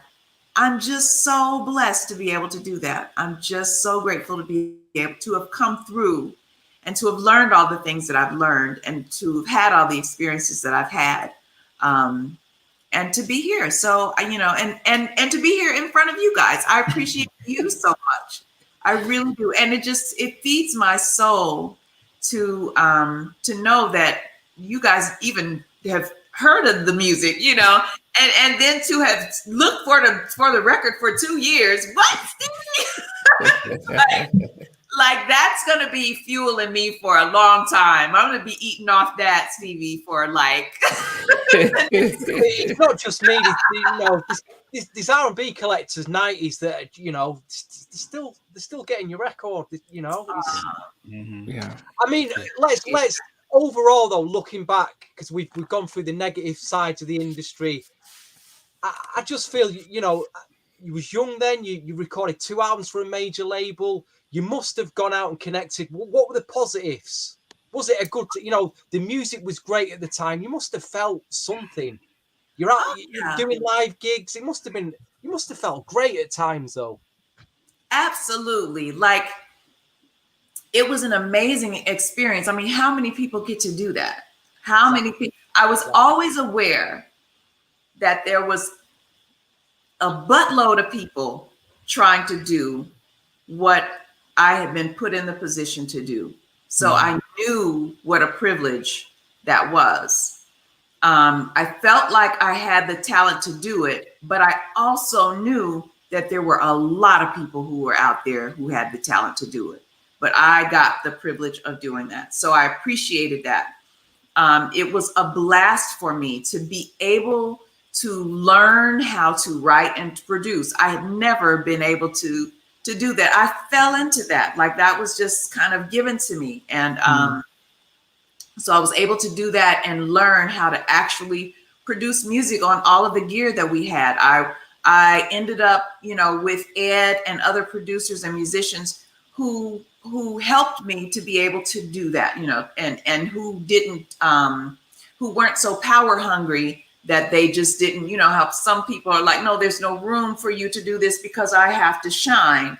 And I wasn't around people in our circle who were like that. So that was amazing for me. It was amazing to go and do shows and have people know the music, and like I said, to hear the song on the radio, that never got old for me. To hear the songs on the radio, it, you know, to see the videos on TV, to do what was it, Video Soul with Donnie Simpson, like that was, I still remember that day. There's just so many things. I've met people over the internet who will say, oh, I was at that show that you did in Connecticut. And I'm just like, what? Do you, like, that was so long ago. And then, and a lot of the shows I remember doing, it was just an amazing, amazing experience. And it was a very, very privileged thing to be able to do. To be on a plane every, you know, weekend, going to do what I love to do. You know, the funny shows, the scary shows, to get up. I always had terrible, terrible stage fright. So to be able to deal with that and even conquer that to a degree, I was still, you know, an anxious performer. After the first 2, you know, minutes or so, I was absolutely fine. But getting ready to go do it, it was just like, oh dear God. I remember once my dancers missed their flight. Wow. And so I was in the city to do the show, but I was doing a track date on up-tempo music all by myself, no dancers. And I felt like, oh, that's going to be so corny. I cannot do that. So I'm talking to the label going, it's not going to happen. I'm here. You guys got to fly me back. I'm just like, it's not going to happen. But of course, that's ridiculous. They have a relationship with the radio station. Like, this is going to happen, right? So Levert was in town for something. Wow. And they were staying in the same hotel. The label called their manager and said, call this girl and talk some sense into her and have her do this show. So he's talking to me, and I finally go, okay, I'll do it. But praise God, Ed had gotten those dancers on a different flight to another city and then gotten them a limo from that city to the city that I was performing in. And they got there right before the performance, and it went great. But just, you know, those great memories like that, things that I know most people, you know, just is something in their dreams, you know? So yeah, there were amazing, amazing times. And I met musicians and other artists and producers that I'll remember, you know, forever. So yeah. What can we expect? What do you, so right now, anything new that you're releasing? You've got a record out now. You have got a record. You've had several a couple over the last year anyway. Yes. So now the music that I'm doing is completely a cappella, but it is beatboxed. So my challenge is to make all of the sounds sound like real instruments. And that is what I do. I it was born out of, I was managing another artist whom I'd gotten a deal on RCA Records. And she was a mainstream artist, and we were trying to do some content for her that was going to stand out amongst this slew of mainstream artists. So I did this a cappella arrangement did a couple of different a cappella arrangements, and, had her go in and do the lead vocal. And that was a way of getting the different content out for her. And then I realized I enjoyed doing that. Like I was producing, but I didn't need to use any synthesizers or call anybody in or wait on another musician or any of that. It was just all the things that are in your head. You can just do it. Just, you've got a microphone, just do it.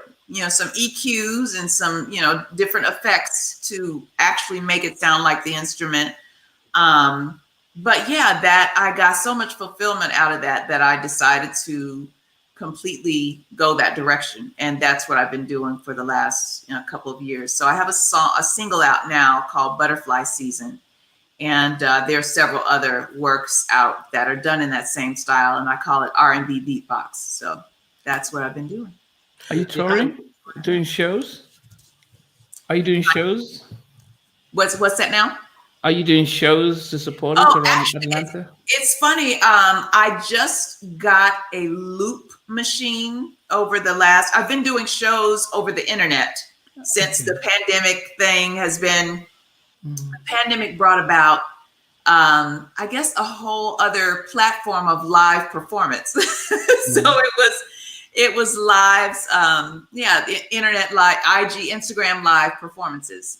So I've done so many Instagram live performances, and now I have a loop machine so that I can take it to a physical live performance. And that's what I'm working on right now, to be able to do a whole show of that kind of material with this loop machine and do it live. So, yeah. Okay. I have a question for you. Okay. You started out with the autonomous independent situation before you got signed. Then you got signed, and then you went a more autocratic type situation. Now you're back on the independent side, obviously, which you love. But unfortunately, there are a lot of your peers who came through the industry machine, and that's pretty much what they know, what they're comfortable with, what they're familiar with. But there's some hesitations that they have in terms of moving forward on the independent side in the same manner that you're doing. So can you provide some advice or some insights for people looking to make that transition from that industry world to the independent space? I would say that today it's almost more popular to go the independent route. There are some pretty big artists, pretty successful artists that are completely independent and who are refusing thus far to go with labels.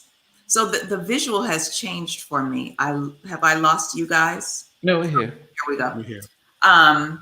So yeah, I think the concern with going, there are pros and cons of each. Of course, if you are huge and you have gotten there independently, and it is at that point that labels, of course, are going to be coming at you left and right. But I think today, unless you are huge and can say, I'm going to take my ball and go home, if you don't have that leverage, then a label is really a weird and scary and tentative place to be. It's a place that if you want to put all of your eggs in that basket, I think you should reconsider. Now, if you are so big, if you've gotten to the point where you have built yourself independently and you do have the leverage of saying to a label, I'm going to take my ball and go home, or you need to do this, that, and the other, then it could benefit you because they have the machine But on the other hand, if you have succeeded in making it to the point that you have the leverage, why would you give so much money to the machine? Because to get to the machine, it's going to cost so very much that, I don't know, what's the point maybe? Now, what about the people who used to be in the machine and now they are trying to find their way back into the business, but they don't know how to navigate? So what kind of advice would you give to them as far as building the infrastructure similar to what you have, the platform, to be able to go ahead and maybe, I don't want to say reignite their career, but extend their career? Are you saying to go back into the machine or to no independently? You've utilized social media. They used to be in the machine, right? But now they want to. But they're not in the machine anymore. Yeah. But they want to continue to make music. They want to continue to have a career, but they don't necessarily have the infrastructure or know how to build the infrastructure that they used to have when they were in the machine. Right. That you have already. So how would you, if you were consulting, one of our seasoned artists who is no longer in the machine, but they want to have a career in the industry independent, what would you say? I would say the primary thing is to build your fan base and then go directly to them, because that's what the machine was providing. The machine was providing a way to the fan base, and now there's a direct fan base. We just have to be consistent.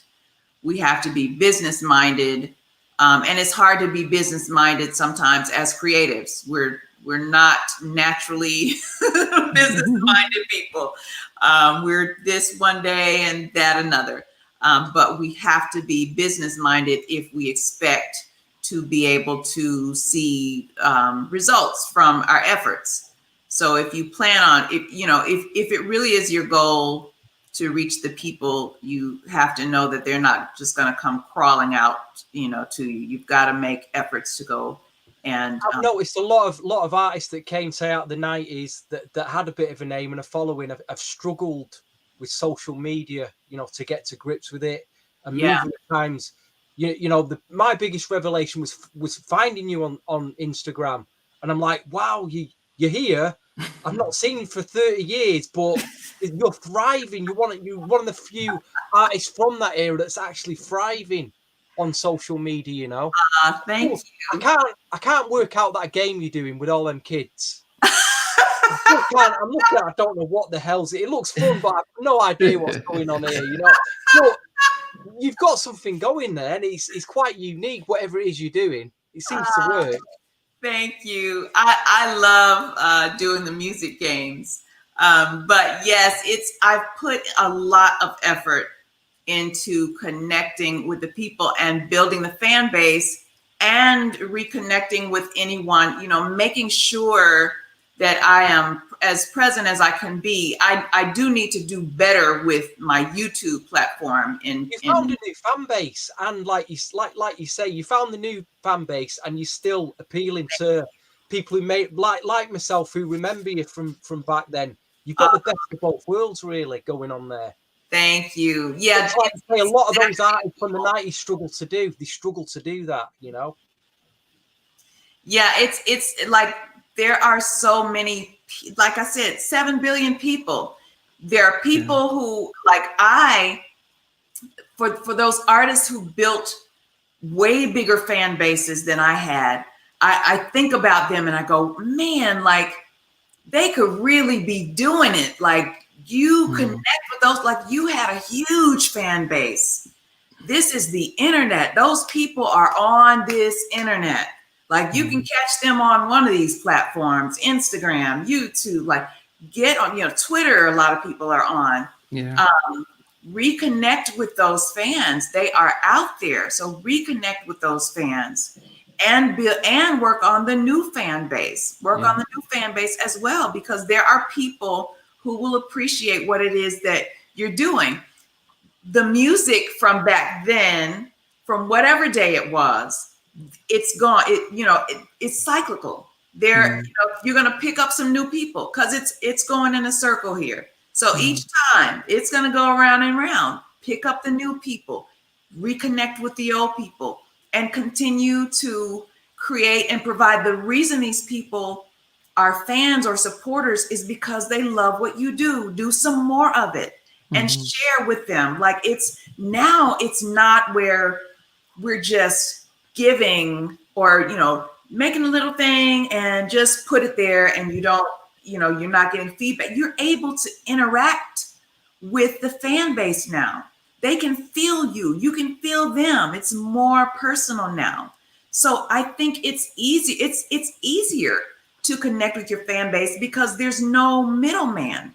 The record label doesn't determine how big or small your fan base is. Now you don't have to wait on whether or not Levert is more important than you to get in front of your fan base. You can get out there and connect with them and actually talk with them if you don't have the ego. Now that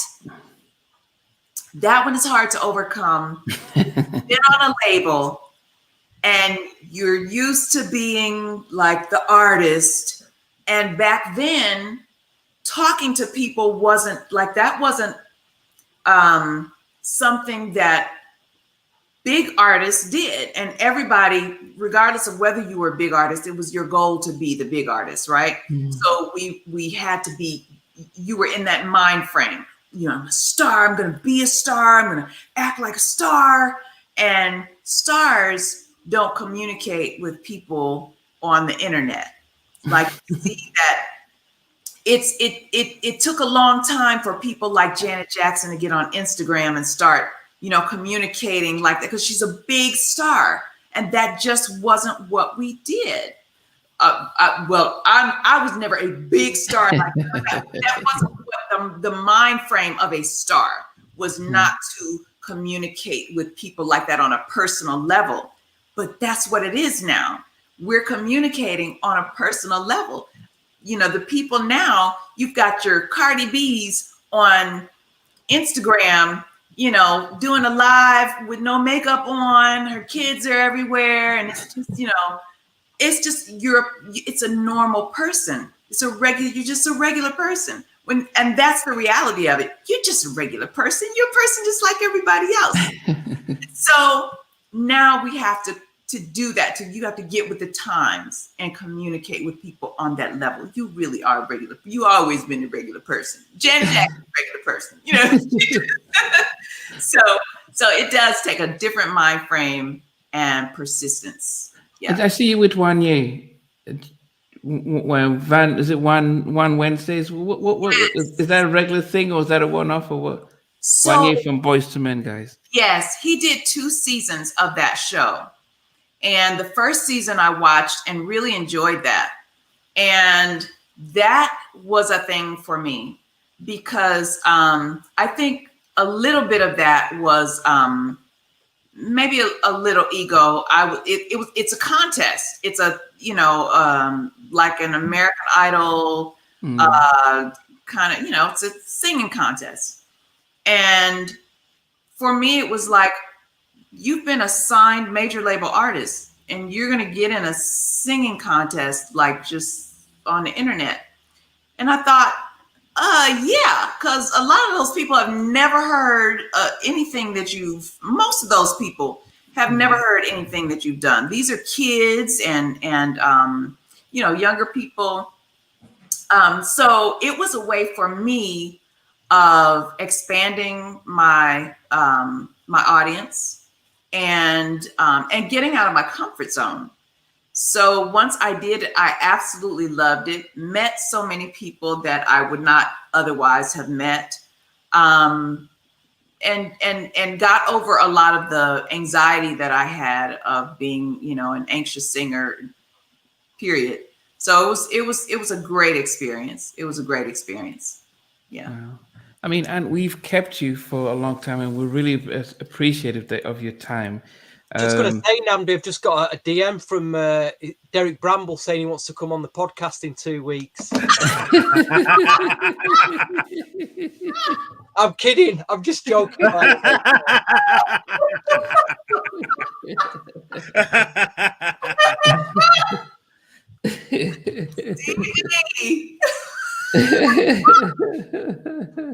There you go. That's hilarious. Oh, I actually have that conversation with him now. The cat's out the bag, you know. What's that, Sheldon? He said the cat's out the bag. The cat's out the bag, you know. Yep. No, but and as we finish, we always like to find out from our guests. I mean, what would be your top 5 favorite songs from any artist, not your own, just some of your favorite top 5 songs that would be if you had a playlist of top 5. Any Derek Bramble produced songs in there? And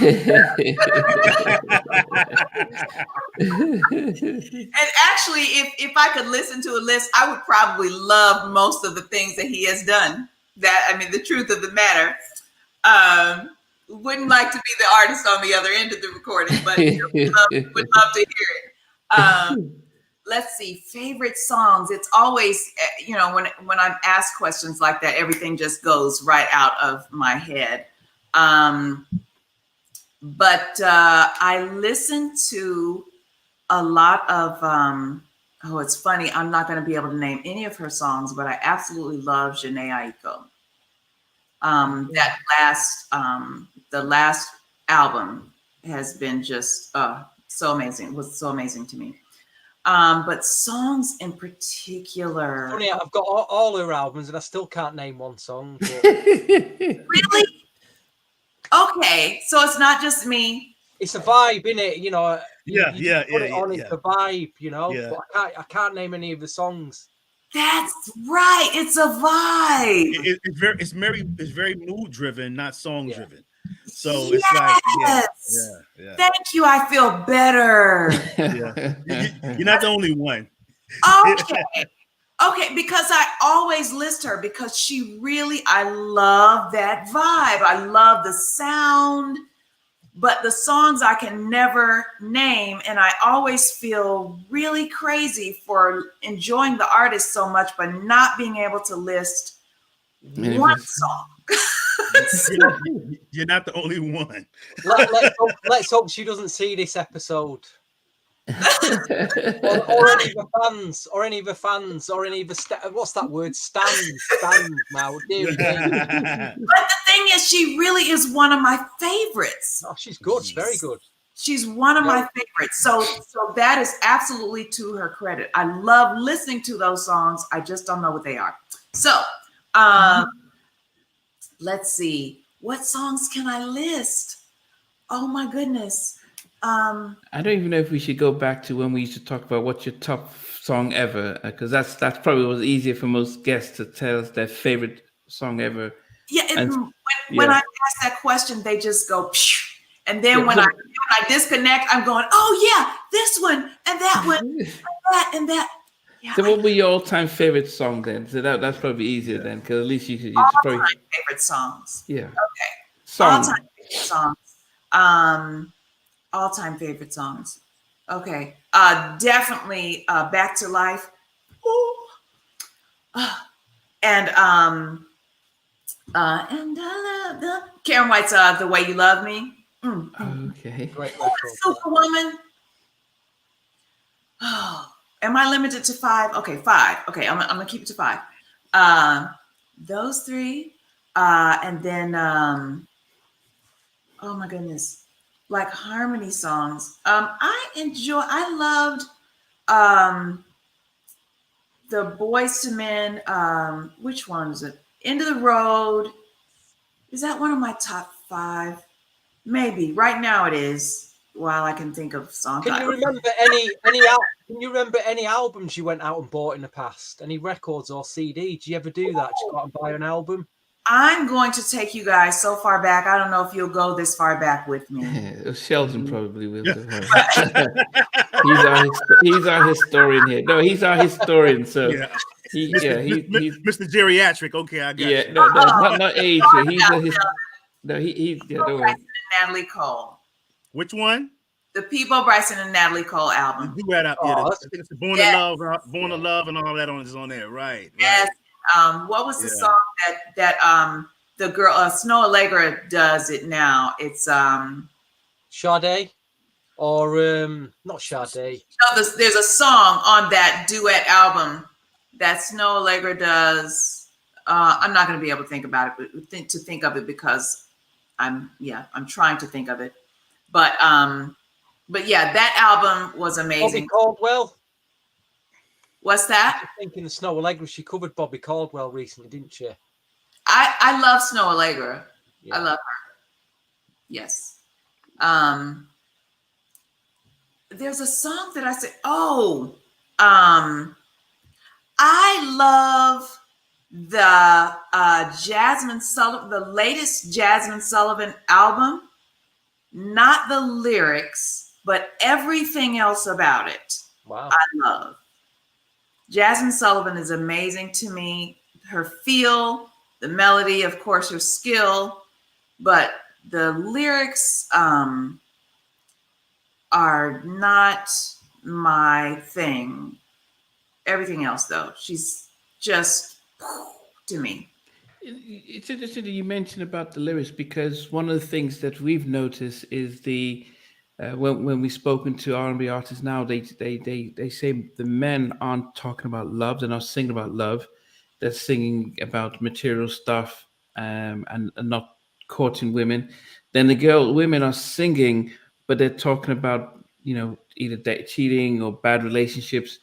So when you were saying about the lyrics, is it the fact that the content isn't about, when we were getting good love songs and good relationship songs? Are you seeing that missing from today's female artists? They seem to be a little bit too X-rated and no boundaries and no. Yeah, I don't consider myself a prude, but for me there's a level of self-respect that I think people are used to, that a lot of female artists have settled for and decided, I accept this, so I'm not disrespecting myself, if that makes any sense. Yeah. So like the bar is lower for us all. So so this is normal.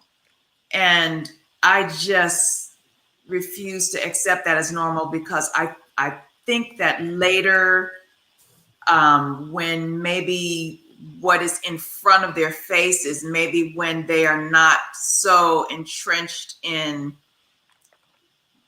maybe that particular lifestyle, or maybe making a record that is commercial enough and in line with what is, with everything else that's out there, that they will have a chance to sit back and go, wait, no, what was I thinking? Why would I call myself that in a song? Why would I celebrate that? That's not.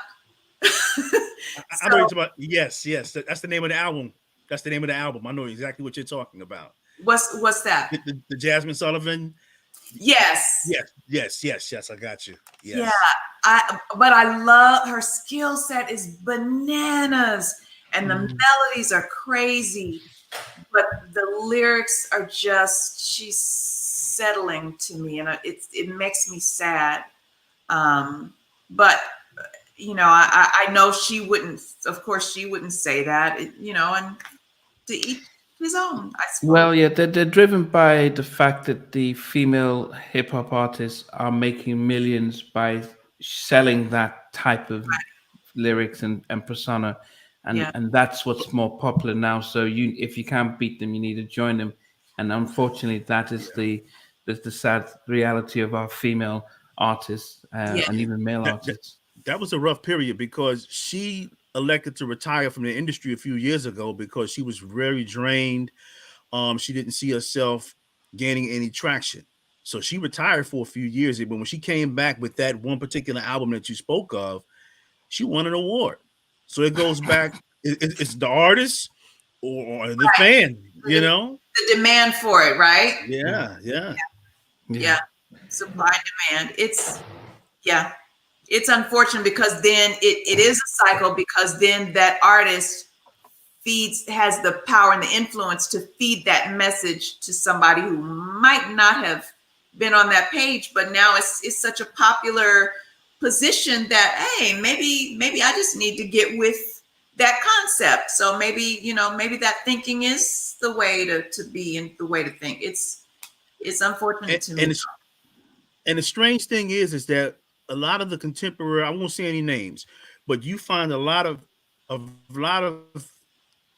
music fans, specifically female fans, who grew up, maybe within our age group, they grew up with more classic music, but there's like a taste regression to where they kind of are really connected to the type of music that's out right now, to where the subject matter that you talk about, the imagery, not necessarily nobody's being approved, but it's just really strange. It's really weird when you're old enough to experience and witness a certain bar, but you're comfortable with the music being at a lower bar. It's really strange. Right. Yeah. I think that comes to the point that he was saying earlier, that it's some of the, if you can't beat them, join them, but also the tendency for us as we mature in numerical age to attempt to keep up with the times. So it's like, well, maybe that's what's, that's the thing. I need to adapt my thinking. And, we go there, and I just don't think I need to adapt my thinking. I think that it's the emperor has no clothes on. Y'all just, we need to naked. Like, he really is naked. Like, we just need to all say that, because that's what we see. Yeah. And realize that is not, like, that doesn't feel good. You calling yourself a what? And like, like many years ago, if somebody had called you that same thing, you would have been up in arms. But now you call yourself one of those. Okay. Yeah. I mean, Angie, well, Stevie, any final questions for our special guest today? In fact, I've just got a DM from Jenny Acko. She's slightly concerned no one can recall a song. She wants to come on the show in a few weeks. But, no, honestly, Anne, it's just, I hope you come on. I hope we get you on again at some point. It's great to see you and talk to you, and recalling all them stories, Thank you. I definitely appreciate you. I appreciate you guys. I've definitely enjoyed, and I hope that you guys will tune in. Anyone listening will tune in to the new music and the old music. You can find the old music on my website, angiemusic.com. angiemusic.com. Yes. Oh my goodness. Now I'm trying, because there's another Angie. Is. There's another Angie. So that's been causing me a few issues on social media. So my website is angiemusic.com. Okay. Is it without the E? So this is what it is. Yeah, the old music is there and the new music is there. Yes, thank you. Okay. Yeah, definitely. I sent you the in your IG, I sent you the article I was talking about with Mo Better Blues, so you can check that out. Okay, thank you. Yes, and then the last thing I have is Karen White's The Facts of Love. Remember the first record? The first record. It was an up-tempo record that he did with Jeff Lober. It was before Superwoman. Go back and listen to that. 1985, 1986. The Way You Love Me? The Way You Love Me. That's the one. Oh, okay. It's the one from 86 or whatever. She has that vibrato that you talked about. Yes. Very, very good. Very, very good. I love that vibrato. Like, that changed, really, that was a major thing for me in my styling. Because when I heard that, I was like, oh, I had never heard that before in up-tempo music. And she was just doing it so fast. I was like, oh, I've got to get that. So to this day. Oh, I'm going to make sure I'll send her this so she can hear what you just said. So. Yeah. And big shout out to your husband. Big shout out to him, and big salute to his father, who's recently transitioned. history and finance and and education. So big salute to him. So Thank you for that. Thank you for that, Sheldon. Yes. Wow. I mean, and we've been, we're privileged that not only that you came on, but you hung with us for this long, and as Stevie says, this is our passion has really been to just to celebrate our artists, and to really we do hope that we're going to get generation of artists who understand that don't sell yourself short, that just stick to your principles and your values, and that's why I truly admire hearing your story today, and on behalf of Stevie and Sheldon, we definitely appreciate you taking your time today. But we're definitely going to make sure that you come back and we can talk about either the state of music or your next single or something like that. We're going to take advantage of this amazing opportunity to continue to work with you, to celebrate you and enjoy your presence as well. Thank you. I thank you guys so much. I really appreciate each and every one of you. Thank you. Yeah, like Namdi said, the Atlantic East-West Chronicles. So just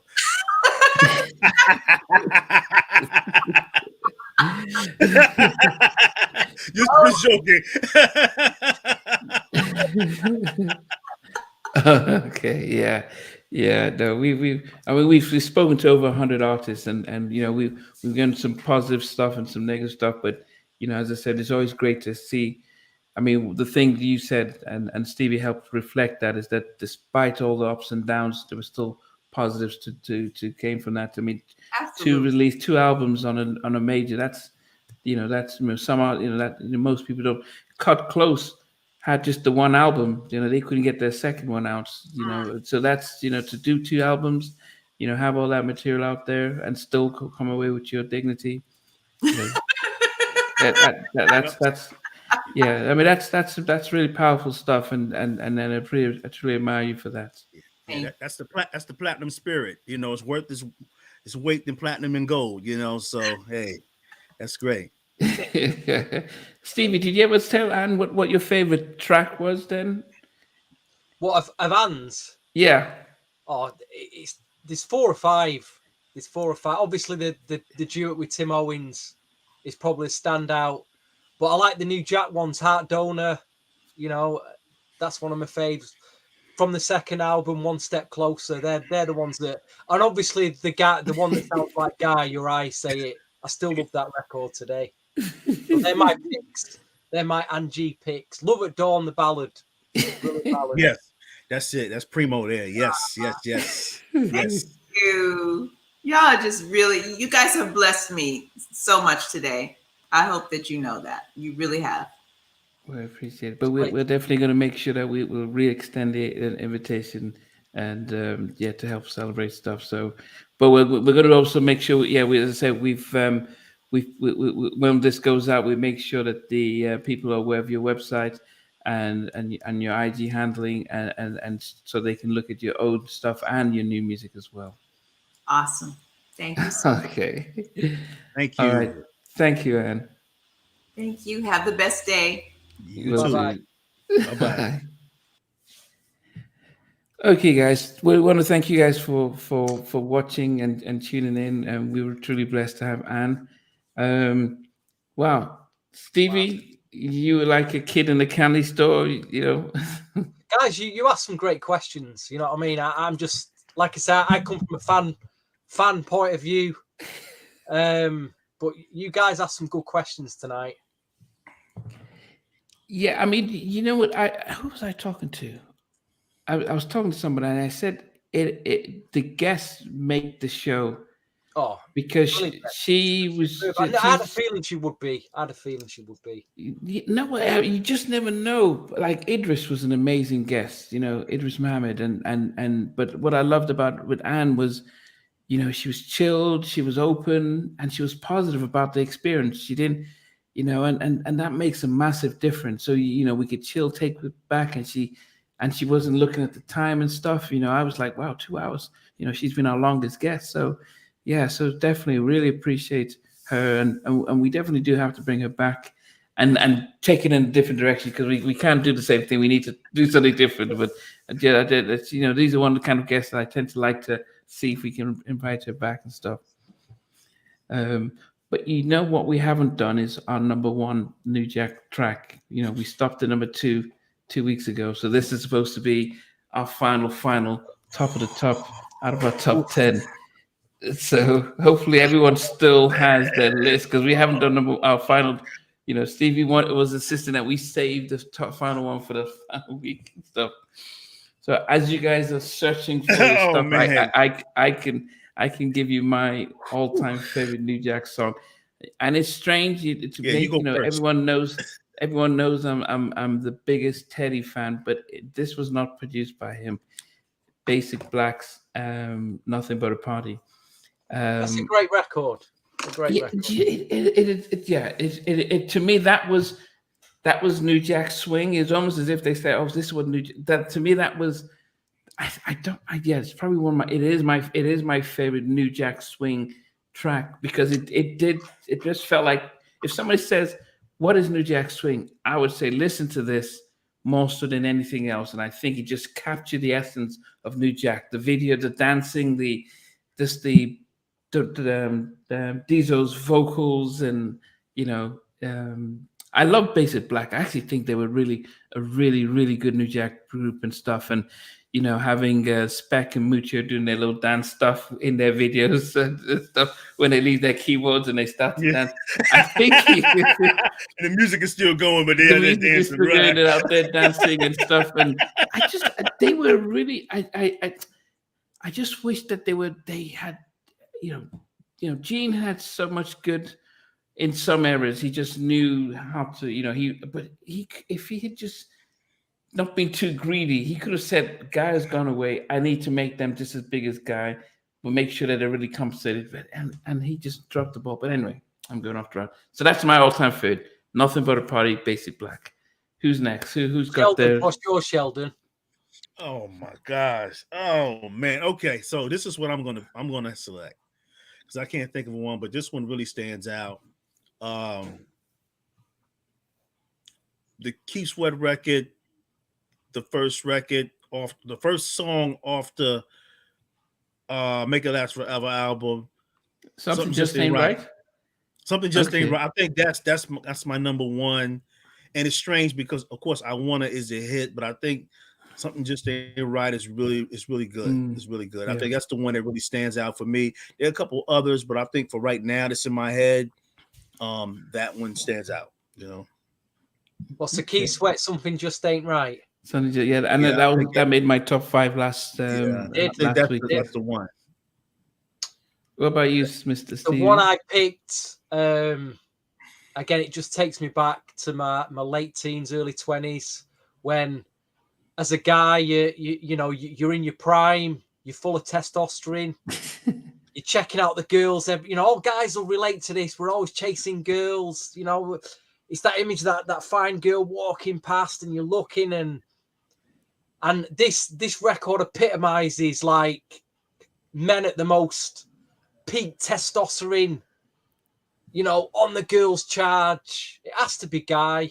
And it has to be Spend the Night. The album mix and the remix. Yeah, because the album remix had the numbers, they had the craft work. Yeah. He was breathing on the remix. Got it right. Yeah, that's full on pumping, hardcore New Jack swing. That's my number one record at that time. Okay. That I used to just play to get the album out and play it to death, and get my 12-inch out and have my neighbors banging on the wall to turn the record down and everything. Okay. And DJ Specs, yes, we'll make that happen. We'll have to make that happen at some point. Yeah. So I mean, guys, so some like the girls. So I have been working on Terry Robinson and Monica. Terry and Monica. Yeah. So they were in the girls, and then they did the Terry and Monica stuff, and then Terry did pretty much all the Bad Boy and Uptown Records writing and producing. So somebody who got me, Carl West, has been trying to, I actually have Terry's number. but I'm still trying to get that sorted out. So yes, and then also you saw the one about the guy from Men in Large. Yes.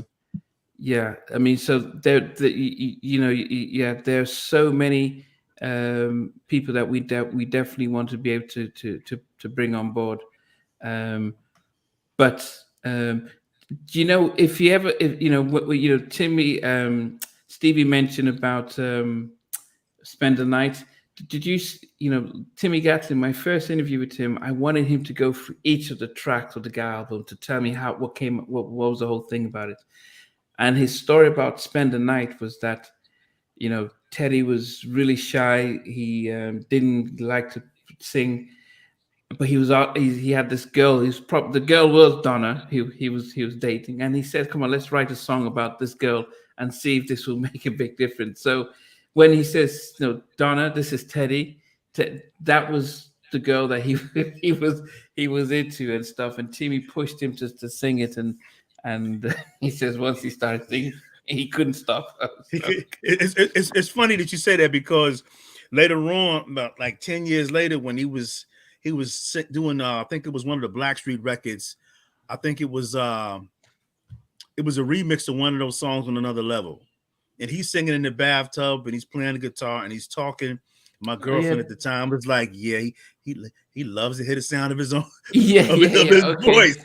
Oh, he's talking. I can't get you out of my mind. Yeah. But Spend the Night. He said, I remember seeing an interview. He said he was so excited after he came from the studio and he had the tape and he was playing Spend the Night. He was driving Gene's Mustang, and he wrecked. It was in the winter, and he slipped on the ice. And he crashed into this Cadillac dealership and wrecked all these Cadillacs.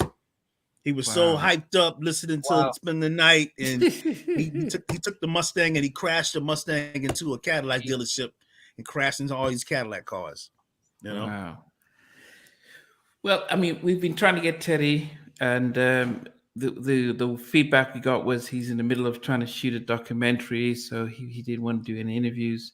And then I see that he's reaching out to R&B Money podcast with Tank. So yeah, we'll make it as we can. But who knows? There are interviews and there are promotional parlors, and the interviews are where someone really goes through each stuff and really takes you to task and it isn't trying to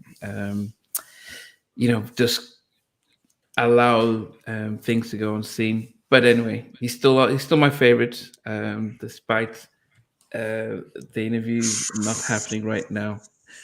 But outside of that, guys, it has been great. Loved Angie. Stevie, really appreciate the fact that you. I miss her already. I miss Angie already. The positive vibe. I appreciate the fact that you made that happen. Yeah, that's Stevie Harrell. That's Stevie Harrell. Yeah, yes, he is. He can go get anybody. He got the Rolodex is real. Yeah, definitely. No, so yeah, definitely we'll see who we can get. I mean, I will try and reach out to Carl West to see if he can come and join us live, and when Chucky Booker returns back to the States. Try and see if we can get him back, get him live as well. But yes. But anyway, guys, we want to appreciate it. Today was longer than normal, and we appreciate you guys sticking with us. And any suggestions? I don't know if you know LaShawn. She sang. She calls. You remember LL's his sexiest songs, doing it. Yes. Yeah, she had a record before that, and it was in the same vein. And there's a lot of stories I'm sure she'd be willing to share behind all of that. Yeah. Yes. Yeah. So I mean, and this is what I want to say and the reason I'm bringing her up, her and Kathy Sledge. I got some of the communities who emailed me to say, hey, how about we can connect you with. And that's how LaShawn and is going to be, that's been confirmed.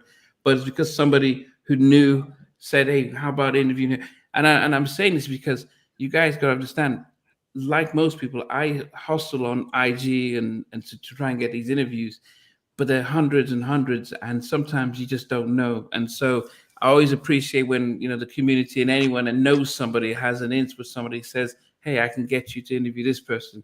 Because there's lots of requests to say, hey, why don't you interview here? And I'm like, hey, I'll interview anybody, but it's not as straightforward. You'd be amazed at the amount of younger artists who are out now who nobody's heard of. You reach out for an interview with them and they don't even bother responding. I just do not understand it at all. Yeah, it's unfortunate. You know, it's like, do you not want to push your music? Yeah. But you know, that's the absence of that machine, that industry training, man. They just, you know, they don't realize there's a different way of connecting with your fans, man. You're taking these opportunities for granted. You would have to normally pay. That would come out of your record budget 10 to 15 years ago, and this is free. And you know, I mean, you know, you just never know who's watching, who's listening. I mean, but anyway, that's near here. But as I said, when you have guests like you know, Mike C, Idris, you know, it's been really great to be able to have those guys on, and you know, I can't wait to see who you bring up next, Stevie. You just pulling a rabbit out of the hat, man. Yeah. Stevie Street, aka the magician. I did notice who did I see on Instagram that I'd forgotten about, and I thought, I bet they've got some great Special Generation. They're still out there. I remember them. Yeah. 2 albums with them on one of them. Hammer, right? Hammer's label. Yeah. They work with Stephen Russell at Troop. Who knows? Yeah. Let's see if we can. You know, I'm sure they've got a great story to tell, them guys. Somebody did reach out to me about. There's a group that did a duet with Keith Sweat and Cut Close, and Keith Sweat and. Not Silk, is it? No. It's a male group, right? Male group. They had a big track. Too hype. I mean, too hype or whatever. You know. In Touch. Yeah, in touch. Free and American King. Well, yeah, I know Free Smith. I know Free. I could probably. Maybe we should talk offline about that. Okay. That can definitely happen. I think that could definitely happen. Yeah, I mean, as I said, just any of the groups, because just let any of the groups that we can just promote, because as I said, well, this is New Jack, but you know, we'll do the R&B as well. So any of the old groups like this, because there's a lot less pressure when we're doing it this way, because people like Stevie would know Anne's music a lot more than myself. So like Sheldon can go in and start digging into the crates and says, oh yeah, the people writing stuff. So it's good that we have the nice balance of stuff. So so any of the guys that you bring up, you know, it'd be great if we bring them in on. There's a few big ones I want that I think we'll hopefully get eventually. There is a few big names that, you know, that I won't, you know, but we need to probably more for the halftime chat than this, to be quite honest, but they've got to come on at some point. Yeah, you know, we'll see either way, and but anyway, so you guys have to realize that. So Stevie and I are both in the UK. Mondays, I have supervision, so I supervise 4 clinicians, and I spend the whole day in front of them trying to listen to their cases. It can be tough. So, and I'm going to be up at 5:45 in the morning. So, let's thank the listeners for watching. They don't want to hear all. Let's thank the listeners for watching. I want to thank you guys. Send them on the way. And but please, you know, 2 weeks time we'll be back, hopefully. Don't forget to check out Angie. Please follow her on Instagram and let her know that you watched it. And I'm going to make sure that Karen White knows that she was influential in her career as well. But it's been great, guys, and we'll see you guys in 2 weeks' time. Wow. Take care. See ya. Cheers.